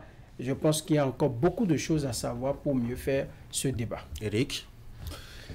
Oui, je pense que la position du bloc républicain, à mon niveau, m'étonne un peu. Je crois avoir entendu quand même des sachants sur le sujet qui plusieurs fois l'ont martelé, qu'on peut bel et bien toiletter le code électoral sans fondamentalement toucher à la Constitution. Mais après, quand je lis l'intégralité de la position du bloc républicain, ils sont plutôt partants, enfin ils s'alignent sur la position du chef de l'État, mais proposent qu'il faut une réforme en profondeur. Il faut pas une nation parcellaire. Ils estiment que pour le travail à faire, il faut pouvoir le faire une fois de bon, et pour ça, il faut pouvoir aller vraiment au niveau de la Constitution, toucher également quelques éléments à leur compréhension. Je suppose qu'ils ont à leur niveau des aspects sur lesquels ils souhaitent véritablement profiter de cette ouverture pour aller vers une révision. Ils estiment qu'il y a des aspects plus complexes, en parlant du parrainage, qui peut même toucher la forme présidentielle de la République. Et donc, j'estime qu'ils ont certainement discuté de ces aspects au sein du parti, et ils l'ont fait savoir au chef de l'État. Cependant, dans ce que j'ai lu, le chef de l'État a précisé que lui ne sera pas initiateur d'une révision. Maintenant, les partis politiques peuvent se donner le droit, n'est-ce pas, d'aller vers une démarche. Et ce que je retiens également de cette position du bloc républicain, la révision de la Constitution n'est pas un crime. Vous savez, moi je ne comprends pas souvent nos politiques, puisque le groupe parlementaire bloc républicain, en très bonne partie, était présent à l'Assemblée nationale en novembre 2019, et bien d'entre eux étaient ces députés qui ont notamment révisé la Constitution en procédure d'urgence. Que voulait-il y mettre il y a seulement 4 ans? 3 ans. Bon, 3 ans si vous voulez. Non, 2019, donc 4 ans. Qu'ils n'ont pas mis, et c'est maintenant qu'on a envie de le mettre. On dit que le chef de l'État martèle qu'il n'y a pas de révision opportuniste, mais vous ne pouvez arracher à l'intelligence collective cette faculté de décerner, de détecter que nous sommes à 2 ans du mandat, de la fin du mandat de Patrice Talon, que ceux qui révisent la Constitution aujourd'hui n'étaient pas d'anciens opposants qui ont subi une révision constitutionnelle et qui ont envie de faire la politique à leur façon désormais dans la loi fondamentale. Même si la Constitution, et j'ai comme l'impression qu'on la banalise de plus en plus dans notre État, c'est l'expression de notre aspiration collective à être un État et à fonder et organiser les institutions qui fondent notre République. Ce n'est pas l'accoutrement propre à un exécutif ou à des pouvoirs qui se succèdent à la tête d'un État. Sinon, on aurait une constitution chaque 5 ans ou chaque 10 ans tout au moins dans tous les États du monde. Une constitution, ce n'est pas un vêtement qu'on met à la mesure d'un individu toutes les fois qu'il prend un peu de poids ou d'embonpoint ou qu'il dépérit. Et ceux qui parlent aujourd'hui de révision constitutionnelle pour le code électoral, les députés du groupe parlementaire bloc républicain, bon, moi j'ai bien envie de leur dire que s'ils ont envie de préserver la paix dans ce pays, il y a des débats qu'il ne faut pas faire. C'est des menaces, c'est des mises en garde. Non, ce ne sont pas des mises en garde. Ce ne sont pas des mises en garde. C'est une position, quitte à ce que vous y adhérez, que vous n'y adhérez pas. Je n'y adhère pas, et vous le constatez. Je n'y adhère pas, et vous le constatez. Et de moi, je propose à la représentation nationale, parce qu'elle n'a pas la science infuse, et notamment des députés d'une certaine minorité, parce qu'ils sont 28 dans le groupe parlementaire, les blocs républicains, je leur propose de préserver la paix dans l'État bénin avec un débat sur la révision de la Constitution. Révision de la Constitution pour arrimer l'alinéa 6 de l'article 142 du Code électoral à l'article 49 de la Constitution. c'est peut-être ce dont on parle aujourd'hui. Quels sont les autres mobiles qui amènent à la révision de la Constitution? Si ce n'est que ce réajustement des incongruités du code électoral, tout le monde s'y accorde. On n'a pas besoin de toucher à la loi fondamentale. On a besoin juste de réviser le code électoral. Et si je ne me trompe, le chef de l'État a lancé un processus consensuel de consultation et de réception de toutes les voix, celles qui sont discordantes, celles qui sont critiques, acerbes et autres. Quel est le projet derrière la révision de la Constitution? Qu'on commence par nous le dire, s'il y a des arguments pertinents, qu'on commence par les évoquer au lieu de nous distraire. Sinon, ce serpent de mer, il ne fait aucun bien à un État qui a encore en mémoire quelques violences électorales et qui est habitué au spectre des troisièmes mandats, à la fin des seconds mandats. C'était le cas avec Kérékou, ça a été le cas avec Boni Yahi, et ces acteurs au pouvoir aujourd'hui étaient les premiers qui le dénonçaient, et avec une verve inédite. Je pense qu'on a mieux à faire. Alors, oui, voilà, moi j'estime qu'il faut faire un peu attention, ce que disait tout à l'heure William. On ne peut pas, par exemple, arracher à un groupe parlementaire de proposer ou d'avoir l'initiative de revoir certaines dispositions de la Constitution. D'abord, c'est constitutionnel, c'est prévu par la Constitution qu'à un moment donné, on peut la retoucher, les mécanismes sont prévus. Pour autant, il faut déjà y voir des gènes de violence, de dégradation de la paix. Moi, je pense que ce qui aujourd'hui préoccupe les Béninois, c'est de savoir si, avec cette révision de la Constitution, il faut avoir le courage de le dire, Patrice Talon s'en ira ou pas. Et dans ce que le groupe parlementaire Bloc républicain a dit, je crois qu'ils ont précisé que le chef de l'État a martelé à plusieurs reprises qu'il faut éviter une révision opportuniste. Oui, mais tant qu'il le marque, ou le martèle, ou même qu'il le crie, ou qu'il fasse graver cela au fer rouge sur son front, et que le débat va à l'Assemblée nationale, il n'est pas député. Si les gars décident de voter, de tout changer, de quel moyen disposent-ils pour les arrêter quand ils sont enfermés ce sont ces députés, ce sont les députés qui soutiennent ces actions. Il leur a dit clairement... Si eux pensent qu'il est l'homme le plus intelligent de la planète pour continuer à... Non, c'est là où vous allez mal connaître le politique béninois. Parmi eux, même le BR, je pense que moi, on m'a fait des confidences que le chef de l'État aurait même confié que dans son camp, dans son propre camp, qu'il y a des gens qui ne sont pas d'accord pour une révision opportuniste. Et si vous devez faire un bon travail aujourd'hui en tant que journaliste, vous allez rencontrer des gens, ils vont vous dire, moi je ne suis pas prêt à cautionner une quelconque révision de... Ils sont capables de le dire à visage découvert? Non, mais je ne dis pas à visage découvert, vous êtes un journaliste d'investigation. Si vous investiguez, ils vous le diront, nous ne sommes pas prêts à cautionner une quelconque révision opportuniste de la Constitution. Et moi, je pense qu'il faut, comme je l'ai dit, savoir ce qu'on veut y mettre pour véritablement faire un débat de fond. Parce que là, maintenant, c'est vrai, nous avons le groupe parlementaire. On ne sait pas ce que les autres vont dire pour le moment. Les démocrates ont promis au chef de l'État d'aller réfléchir sur la question du toilettage du code électoral et sur la révision de la Constitution. Ils ont dit... Niet, nous ne voulons pas en parler, nous n'en voulons même pas du tout à l'ordre du jour. Si le bloc républicain pose le débat en ces termes et Martel revient sur le fait qu'il n'y aura pas une révision opportuniste, moi, je veux bien les croire et je veux croire qu'il n'y en aura vraiment pas pour ne pas mal gérer cette fin de mandat du président Patrice Talon.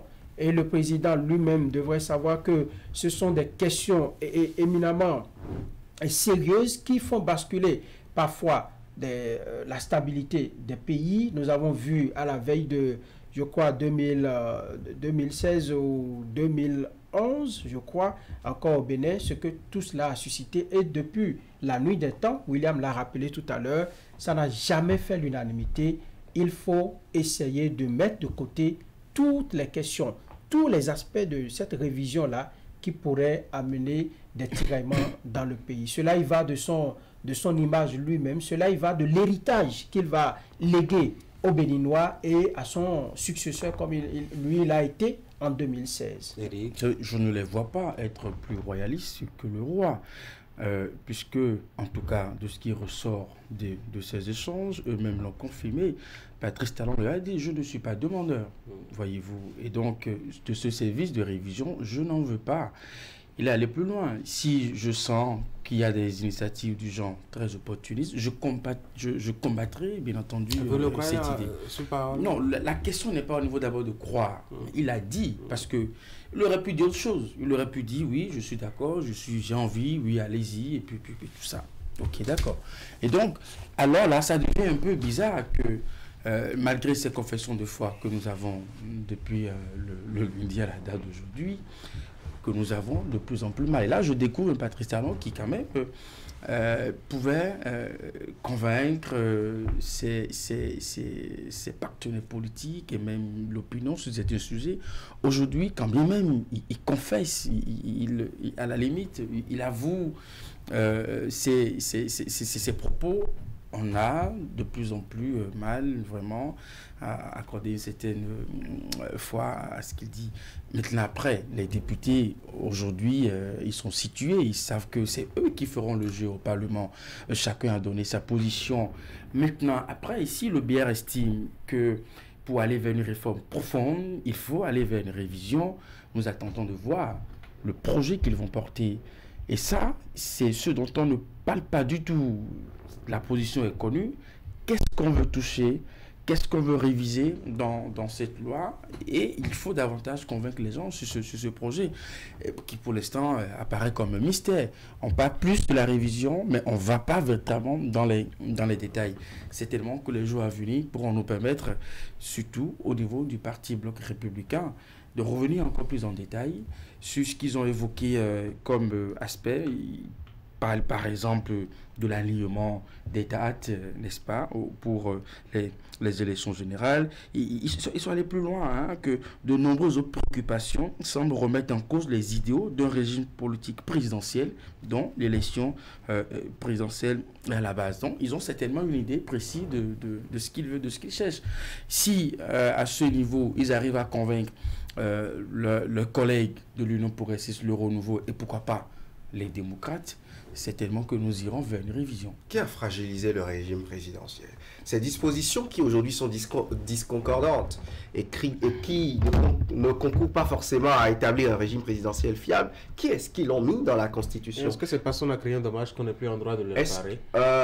Est-ce qu'on a donné la chance aux Béninois de se prononcer sur ce projet de Constitution? Est-ce qu'on a même lu? Est-ce qu'on savait ce qu'on devrait toucher dans la Constitution? Ils ont parlé de 3 grands aspects, si j'ai toujours ma mémoire. Ils ont parlé de la question des femmes, de la loi de l'abolition de la peine de mort, la constitutionnalisation de la Cour des comptes, l'incréptibilité des crimes économiques, il y avait beaucoup de choses. C'est ce dont ils avaient parlé en 2019, quand ils ont fait cette chirurgie nocturne à la Constitution. Maintenant, pourquoi aujourd'hui ils nous parlent encore de révision constitutionnelle, ces mêmes personnes? Vous savez, toutes les fois que les arguments de fond de cette Constitution à réviser ou à toucher ne seront pas connus des Béninois, cette révision sera opportuniste. Je pense que c'est très inutile de faire des conférences de presse à longueur de journée, d'intervenir dans les médias pour dire aux Béninois qui n'ont jamais eu la chance de savoir ce qu'on devrait toucher dans leur constitution. Quand cela a été fait, cela leur a été imposé, des lois y ont été déduites dans le même mois ou même dans le mois d'après, leur ont été imposées et ont causé des dommages à des enfants de ce pays.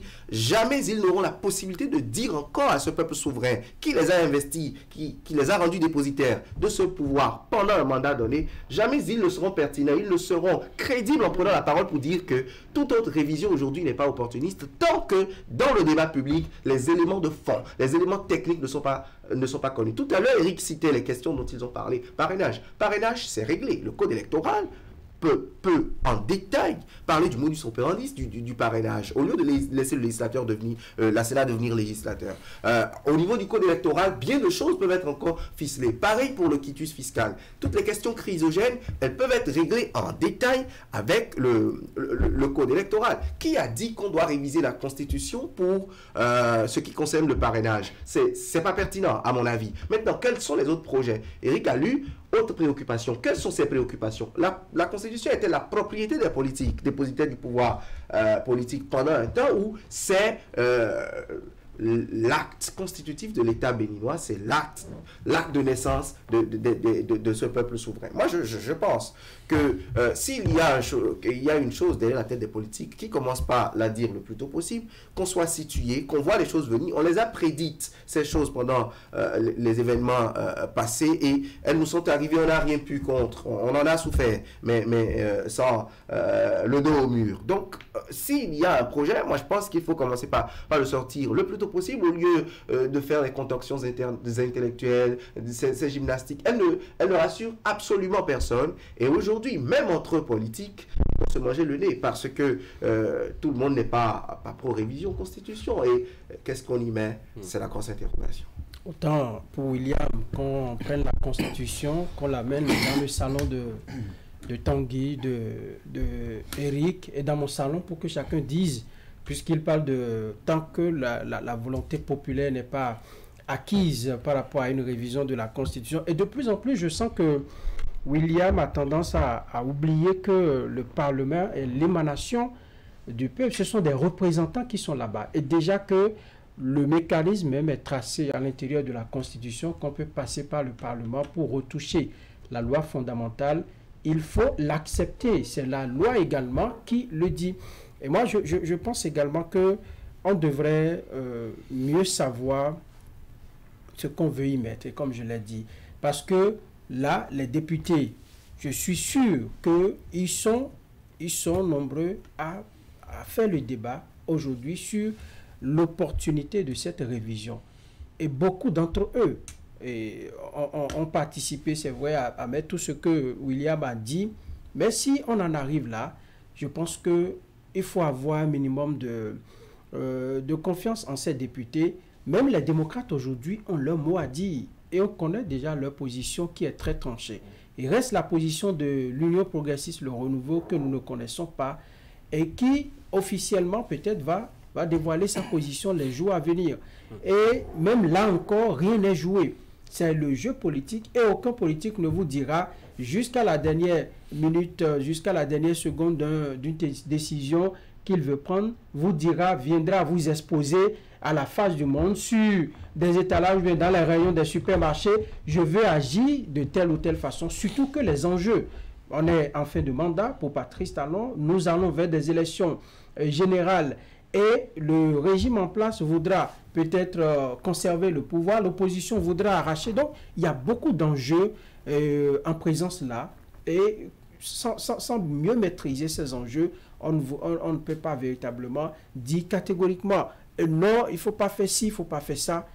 Il faut faire très attention dans ces analyses. Maintenant, si nous avons des députés qui sont épris véritablement de respect des textes de notre République, pour éviter, des députés qui doivent éviter des tiraillements au dernier moment, qui doivent mettre davantage le doute dans la tête des Béninois, je pense qu'il faut qu'ils doivent poser les réels problèmes et savoir ce qu'ils mettent dans la révision de la Constitution, pour qu'à l'approche de 2026 ou qu'à l'issue de ces élections, nous n'enregistrions plus des événements du genre de 2019 où des Béninois se retrouvent encore en prison jusqu'à l'heure où nous parlons. Je pense que c'est important de mettre tous ces éléments dans la balance pour agir prochainement au Parlement. Non, je pense que c'est vrai qu'on a des dispositions qui ont prévu comment est-ce qu'il faut aller vers une révision. Mais après, moi, je pense que ça n'est pas là le problème se retrouve. Un groupe parlementaire qui soit favorable à la révision, moi, je pense qu'aujourd'hui, ils ont moins d'arguments de convaincre.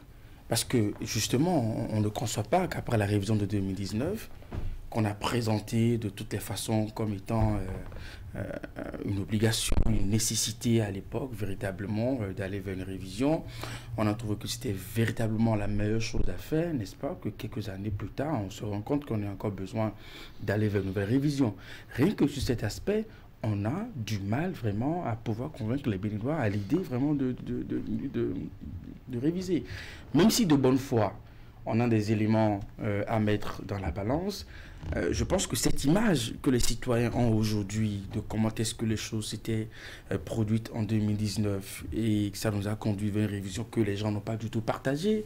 C'était plus entre amis du même bord politique, il n'y avait pas une grande consultation. Rien que pour ça, une partie de l'opinion peut se rétracter. Oui, vous avez voulu faire quelque chose par le passé. Le débat n'était pas ouvert, c'était complètement entre vous.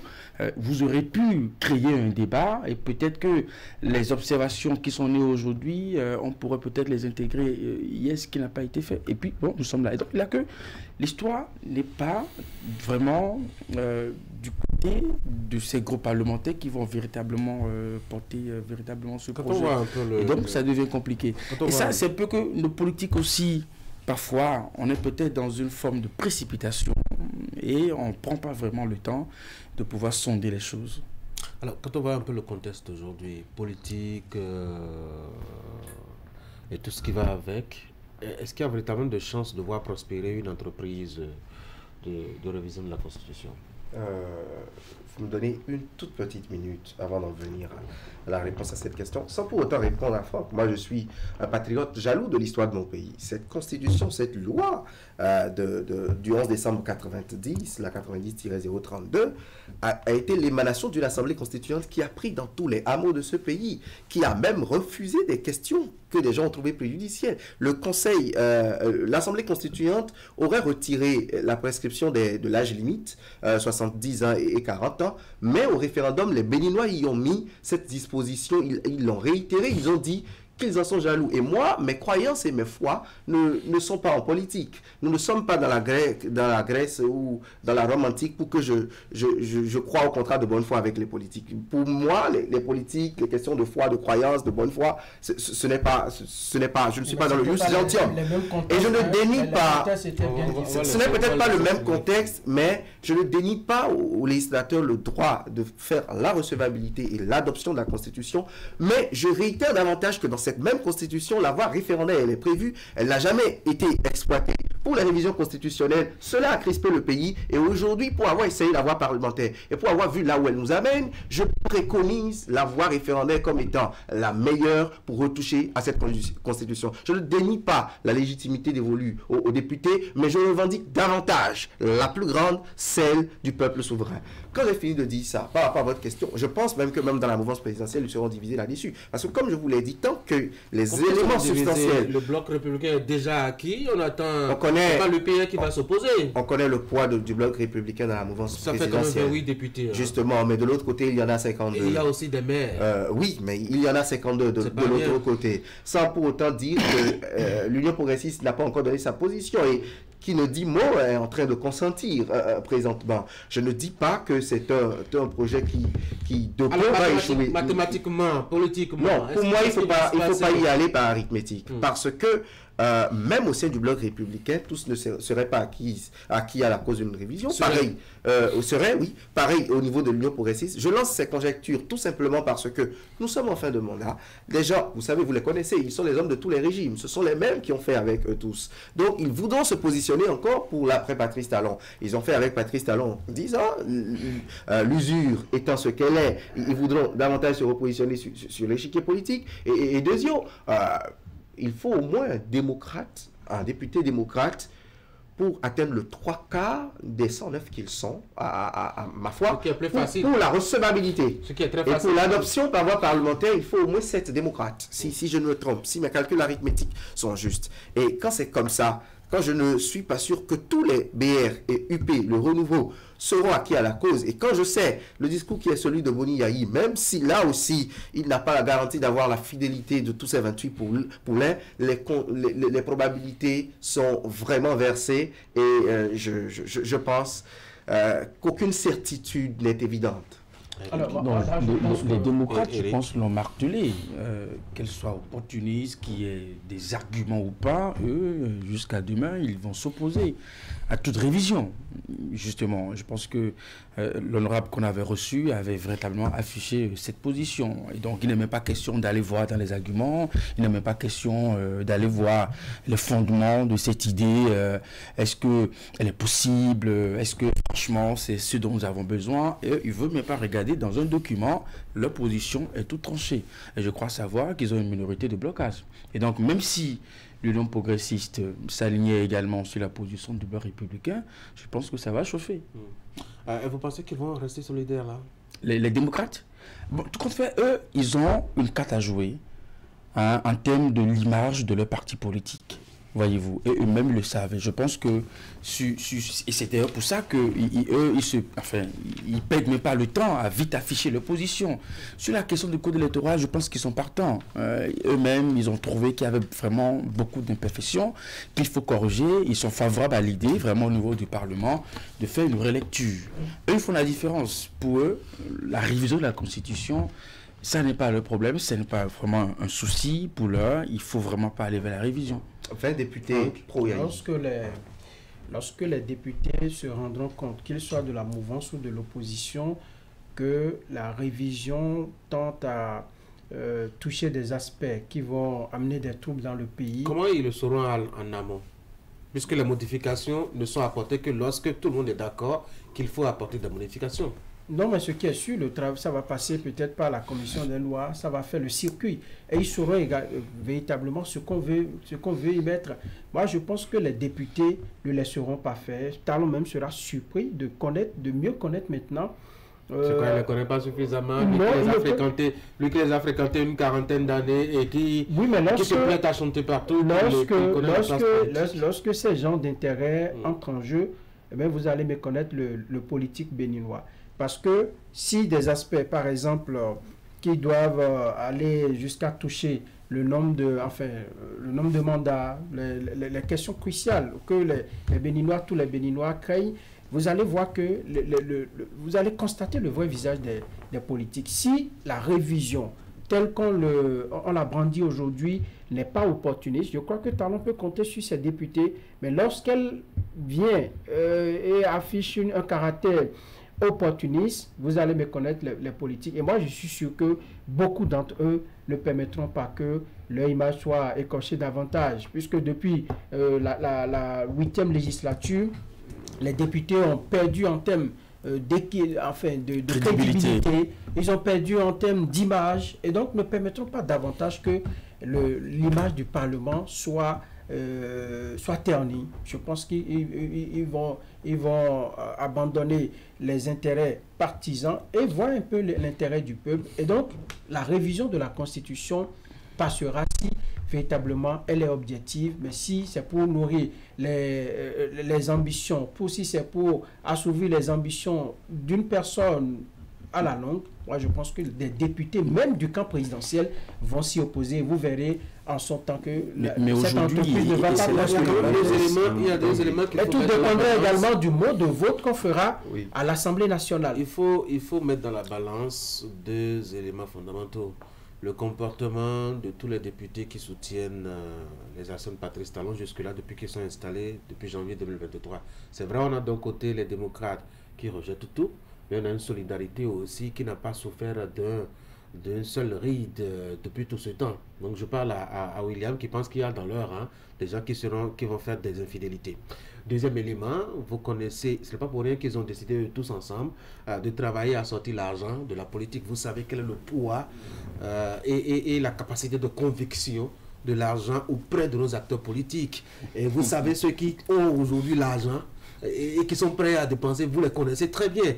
Quand on met ces deux éléments ensemble, vous pensez véritablement qu'on est vraiment à l'abri. Surtout dans le camp des démocrates, où là-bas aussi on a galéré pendant, ma foi, plus d'un quinquennat, et que c'est pas miracle qu'on a été repêché pour cette mandature et qu'on est en train de faire un an, et qu'on doit s'assurer aussi après que il faut survivre, etc. Vous pensez qu'on peut peut-être qu'on est redevable parfois aussi à certaines personnes bien positionnées. Votre analyse est... Est-ce que vous pensez que ce pas des éléments qui peuvent, ma foi, faire déjouer beaucoup de vos pronostics là? Justement, parce que votre analyse est revêtue d'une pertinence indescriptible. Mais à côté, j'ai souvent recours à l'histoire, parce que l'histoire est têtue. Et un peuple, c'est une histoire. Vous savez, des pro-révisions constitutionnelles, pro-Boniaï pendant près de 10 ans, avant la fin de son second mandat, se sont désolidarisés à la veille des législatives de 2015. On a vu FTU, on a vu Alliance Soleil, on a vu beaucoup de choses. Et Patrice Talon, aujourd'hui, n'a pas la certitude d'avoir la fidélité de ces messieurs qui ont été acquis à sa cause tout le mandat durant, tous les 2 mandats durant, jusque dans le projet de révision constitutionnelle. De quelle façon? Tanguy, quand j'ai fini de dire ça, je précise que cette 9e législature n'a jamais eu encore un projet de révision constitutionnelle sur sa table pour qu'on s'assure de sa fidélité ou non. Si ils sont solidaires sur d'autres questions, comme la 8e législature a été soumise à un projet de révision constitutionnelle, eux par contre, ils n'ont jamais été soumis à une révision constitutionnelle. Quand j'ai fini de dire ça, je retourne dans l'histoire politique pour dire que toutes les fois où l'opposition était présente au Parlement, les projets de révision constitutionnelle ont échoué. Il y avait à peine 20 députés, si mes souvenirs sont bons, sous l'ancienne bannière FCBE et la désolidarisation de Restaurer l'espoir pour les tentatives de 2017 et de 2018, mais toutes deux, elles n'ont jamais prospéré. Il a fallu que le Parlement soit antidémocratique, c'est-à-dire pour une première fois monocolore. Antidémocratique, tous les sachants vous diront que dans une démocratie, un Parlement n'est jamais monocolore. Il a fallu que un Parlement avec une légitimité à remettre en cause, mais Parlement, donc légalement Parlement, révise la Constitution en 2019 avec des députés totalement acquis à la cause. Donc si l'histoire pourrait ne pas bégayer et se répéter, la présence de l'opposition serait un frein terrible à une révision constitutionnelle par voie parlementaire. Maintenant, les débauchages de gauche à droite sont bien possibles avec la force de l'argent, parce que vous avez dit qu'ils ont travaillé à assainir, mais moi je ne vois pas un réel assainissement. Ça a toujours été possible, et c'est là que l'idée que Tanguy évoquait tantôt, elle est vraiment pertinente. Interrogeons ces échecs. L'échec de Boniaï n'est pas venu en fait sur la révision parce que ça manquait de pertinence. Justement parce qu'on a pu récupérer des gens qui peut-être... Tout le monde a fait circuler quelques valises d'argent et puis ils ont changé des gens. La chose ont circulé en 2017, mais nous avions entendu des gens qui ont revendiqué la fameuse télécommande de Paris. Et nous avions entendu des gens qui ont revendiqué cet échec, qui ont estimé qu'ils ont véritablement investi dans ce projet pour que cela n'aboutisse pas. L'échec n'est pas venu parce que, bon, les députés étaient convaincus que ce que Yaïboni proposait était mauvais. 2017 et 2018. Et c'est là que... Vous ne voyez pas les mêmes télécommandes. C'est là que nous allons vers une révision qui est un échec. En arrière-plan, il y a toujours des jeux de couloir. Il y a ceux qu'on arrive à convaincre, véritablement par la force des arguments, mais il y a ceux qu'on arrive toujours à débaucher, n'est-ce pas, pour faire le jeu. Et ça a toujours été le cas en politique. C'est vrai que ici... Dans ce contexte ici, je pense que les gens ne perdent même pas le temps de regarder véritablement ce qui est proposé. Et quand je vois du côté des démocrates, et ça, je l'espère, ça va être peut-être l'opposition qui pourra peut-être jouer la crédibilité au niveau de leur parti. Un parti d'opposition, tu avais utilisé une formule aussi, s'oppose. Et donc, tu vas pouvoir s'opposer aussi. Même si les arguments financiers venaient un peu, l'opposition va pouvoir s'opposer. En politique, il n'y a pas de formule absolue. Tout est possible en politique. Et la seule chose qui peut faire échec à une révision opportuniste de la Constitution, c'est ce patriotisme qui va naître dans les députés. C'est quoi la révision opportuniste? Non, à l'intérieur. Comment on arrive à déterminer? À l'intérieur des députés. Comment on arrive à déterminer? Enfin, j'attends le mot. Mais après, les politiciens nous inventent des expressions. Comment on arrive à déterminer ça? Avec quel instrument on mesure? Comment on peut savoir, dans le fond, dans l'esprit de quelqu'un, que cette démarche, elle est opportuniste, elle est peut-être réelle, elle est sincère? Aujourd'hui, dans ce débat, je pense que l'environnement est pollué parce qu'il y a beaucoup de suspicions et de doutes, de méfiance. Et ce qui nous empêche parfois de voir clair dans les arguments. Et c'est ça. On a cultivé cela pendant longtemps. Je vous donne juste un exemple. Opportuniste, c'est que par exemple que nous en arrivons au thème d'une révision à sauter le verrou de 2 mandats par exemple, qu'on puisse dire nous permettons à un président qui a fait 2 mandats que lui va combattre cette idée. Non, même dans son texte, il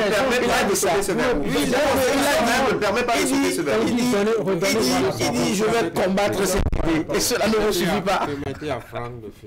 Alors je vous donne juste un exemple. Si par exemple on dit Non, un président en fin de mandat on peut arranger les choses pour qu'il fasse encore un 3e mandat, alors que la Constitution préalablement avait prévu 2 mandats. Ça, c'est opportuniste, par exemple. Ça, c'est un exemple que je vous donne. Alors, moi, je pense que pour une fois, je suis d'accord avec William sur le premier point de son développement.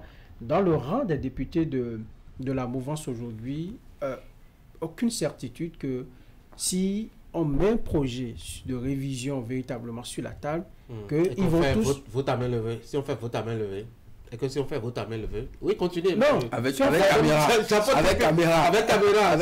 Je vais vous dire pourquoi ça peut échouer. Oui, dites-nous. Certains vont dire à Patrice Talon, je ne te dois plus rien à partir du moment où je t'ai soutenu pour tes 2 mandats. Et où tu es à la fin de mandat. Nous sommes en 2024. Bien en 2026. Et fini en 2026. Oui, fini en 2026. Il y a la criette qui n'est pas encore supprimée.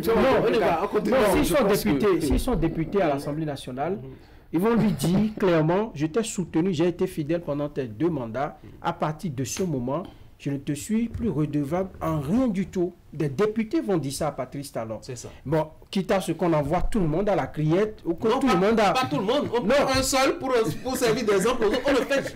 Oui, mais il ne restera on prend il ne restera deux l'écrase suffisamment. Il y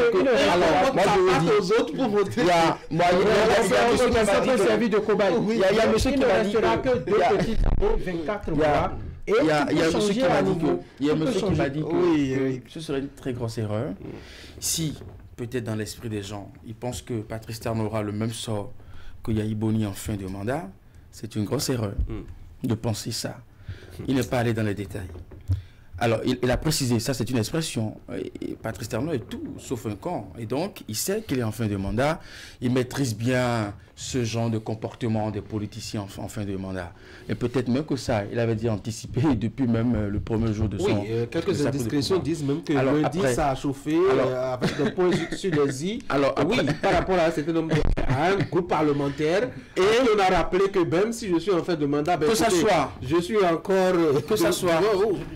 Et que ça soit dans le camp de Patrice Talon, dans le camp de Yahi Boni, les deux ont besoin que, dès cet instant, jusqu'en 2026, qu'ils puissent disposer de moyens de pression sur ses élus. Yahi Boni aussi en a besoin. Il veut pouvoir, même si, enfin, là, la Cour nous a devancé, même si on proposait à Yahi Boni que ce soit les députés élus en 2026 qui vont parrainer, je me dis que quelque part, cela l'arrange. Là, il pourra mieux contrôler son effectif. Celui qui se rend docile aujourd'hui, seul celui-là pourra se retrouver sur liste, puisque le président du parti, là, son mot a dit, pourra se retrouver sur liste en 2026.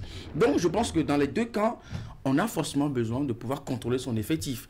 Ils sont à la tête d'une armée, ils sont des généraux, et je pense qu'ils ont besoin de ça.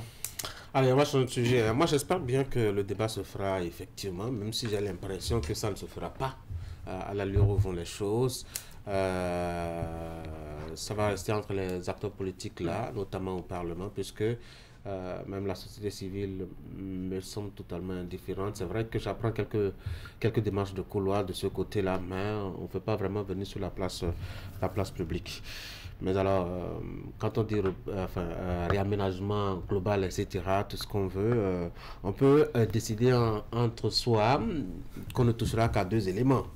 Et que lorsqu'on aura eu le hockey de tout le monde et que désormais on aura mis le sujet sur la table, qu'on commence à trouver que, ah tiens, telle chose, on ne l'avait pas vu avant, on peut réajuster maintenant, etc.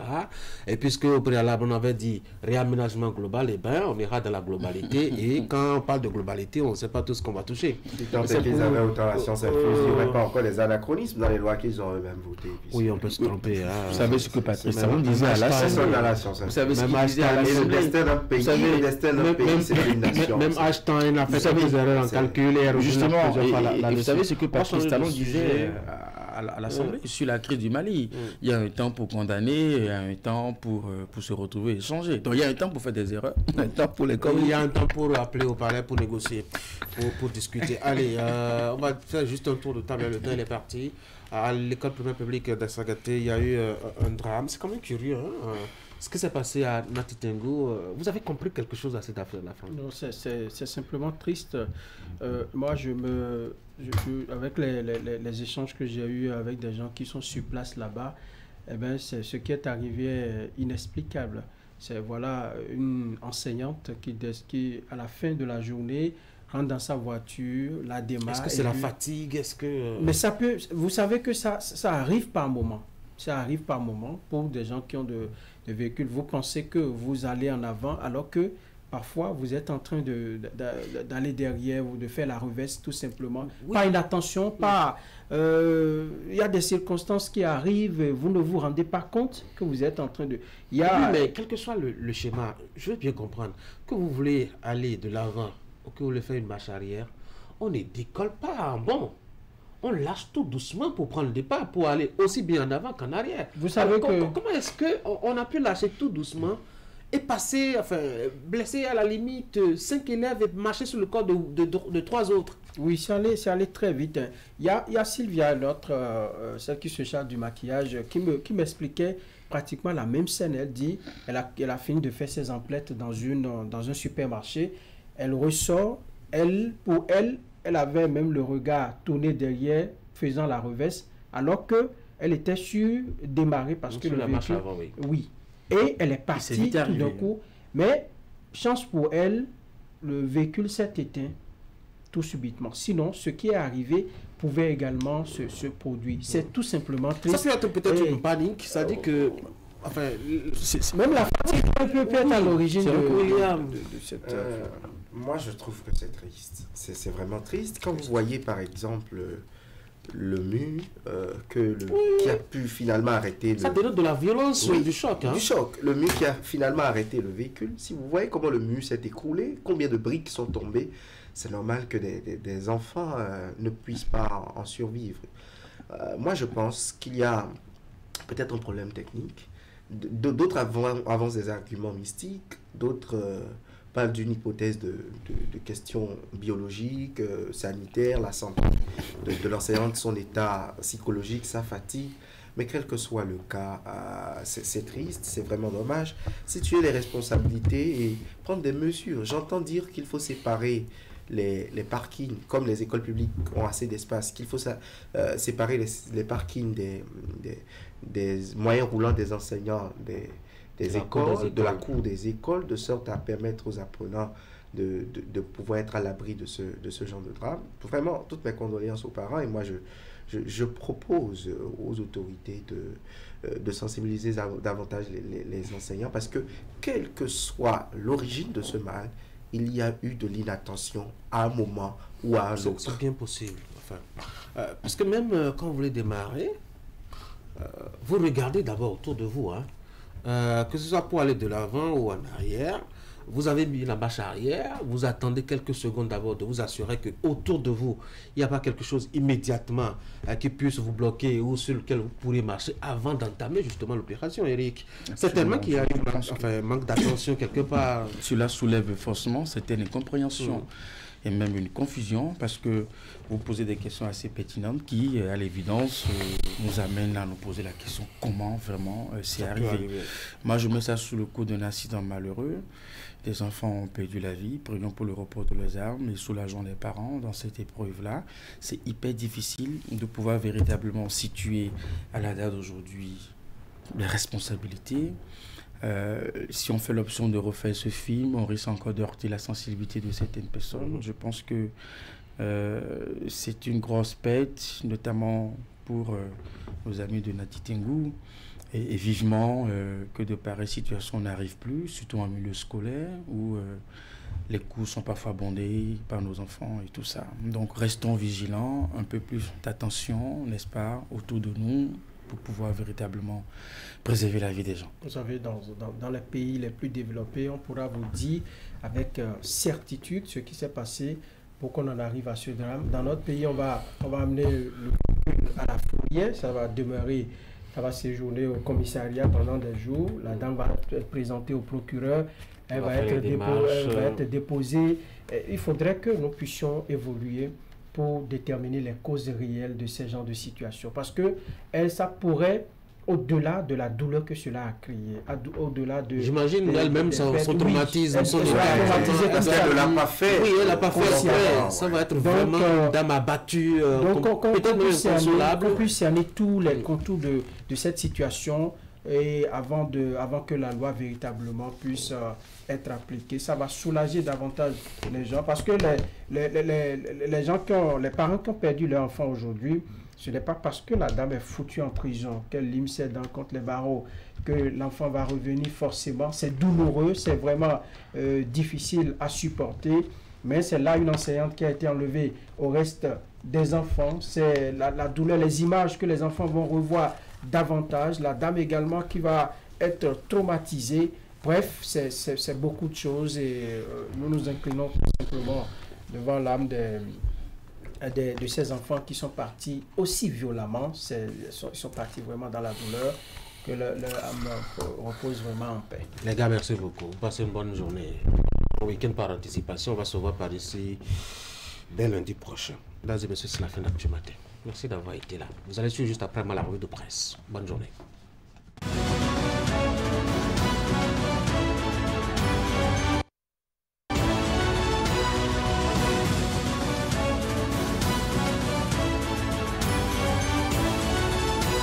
Mesdames et messieurs, bonjour. Plusieurs agents de la police républicaine ainsi que des fonctionnaires de la douane et des eaux et forêts mis à la retraite d'office et pour le gouvernement, cette mesure n'est pas une sanction. À en croire la nation, ces officiers et sous-officiers qui ont déjà fait au moins 20 ans de leur carrière professionnelle quittent donc les rangs des forces paramilitaires béninoises. Sur ce sujet qui paraît surprenant puisque peu ordinaire, le porte-parole du gouvernement a apporté des clarifications dans la colonne du quotidien du service public. C'est une mesure salutaire. Ce n'est pas une sanction, déclare Wilfried Léandre Humbedji. La preuve palpable qu'il ne s'agit pas d'une punition à l'endroit des concernés, précise-t-il, c'est que ceux qui ont des procédures disciplinaires en cours ne sont pas concernés par la mesure de mise en retraite d'office. Le porte-parole du gouvernement enlève toute connotation négative à la décision et rappelle que cette mesure n'est pas nouvelle, encore moins extraordinaire. Il fait d'ailleurs la différence entre la retraite d'office et la retraite anticipée. La dernière, lorsqu'elle intervient, explique-t-il, est une initiative personnelle de l'employé qui veut quitter ses fonctions avant le terme normal de sa carrière. Le matinal revient sur la rencontre du chef de l'État avec le groupe parlementaire lundi dernier et précise qu'à l'instar des deux autres de la 9e législature, le groupe parlementaire Bloc républicain a été invité à la concertation initiée par Patrice Talon en vue d'obtenir le consensus autour de la relecture de certaines dispositions du code électoral relatives au parrainage. Au cours d'une conférence de presse tenue le mercredi 24 janvier 2024, le groupe parlementaire s'est aligné sur la position du chef de l'État et promet de renforcer cette dynamique. Toutefois, il estime qu'au-delà de ces corrections spécifiques, qu'il faut plutôt rechercher des solutions plus globales sans remettre en cause les idéaux et les principes des réformes. À l'Assemblée nationale, les députés adoptent la loi cadre sur la planification du développement et l'évaluation des politiques publiques, nous renseigne le pays émergent. Selon le journal, les députés de la 9e législature de l'Assemblée nationale du Bénin se sont retrouvés le mercredi 24 janvier 2024 au palais des gouverneurs à Porto Novo sous l'autorité du président Louis Vlavonon. À l'ordre du jour, l'examen de 3 projets de loi introduits par le gouvernement. Il s'agit du projet de loi cadre sur la planification du développement et de l'évaluation des politiques publiques en République du Bénin, du projet de loi portant autorisation de ratification de l'annexe 2 des statuts du Fonds Africa 50 du groupe de la Banque africaine de développement et enfin du projet de loi portant autorisation d'adhésion de la République du Bénin à la Banque européenne pour la reconstruction et le développement. Sous réserve des amendements apportés au projet introduit par le gouvernement, la loi cadre sur la planification du développement et l'évaluation des politiques publiques en République du Bénin a été adoptée à l'unanimité des députés présents et représentés.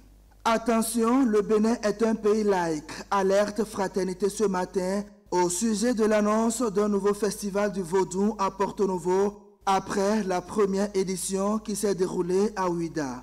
Le quotidien rappelle que puisque au Bénin, il est impérieux de se prémunir de tout désagrément ayant pour cause les croyances La laïcité a été inscrite en lettres d'or dans la Constitution du 11 décembre 1990. Par conséquent, aucune religion n'est d'État. Il est vrai que le pays peut bénéficier des dividendes issus du tourisme religieux, surtout à l'occasion de l'organisation des Vodou Days. Mais il est nécessaire d'être prudent pour ne pas tomber dans le piège du favoritisme et de l'exagération. Fraternité souligne que le Bénin a connu 6 jours de grandes célébrations de la culture, des arts et de la spiritualité vaudou, bien plus que les jours de célébration réservés aux autres religions. C'est une prouesse si l'on s'en tient à l'engouement suscité autour de la vision de l'appropriation de l'endogénéité. Mais depuis quelques jours, le gouvernement annonce de nouvelles célébrations au profit du vaudou. Il s'agit du Festival international de vaudou qui est prévu à Porto Novo en août prochain. Alors pourquoi vouloir en faire plus pour le vaudou, surtout qui n'est pas adopté comme une religion d'État? S'interroge le canard, pour lequel la question mérite d'être posée et d'aucuns disent sans embâche que c'est une injustice qui fait ou fera à coup sûr le nid aux frustrations. Merci de votre aimable attention.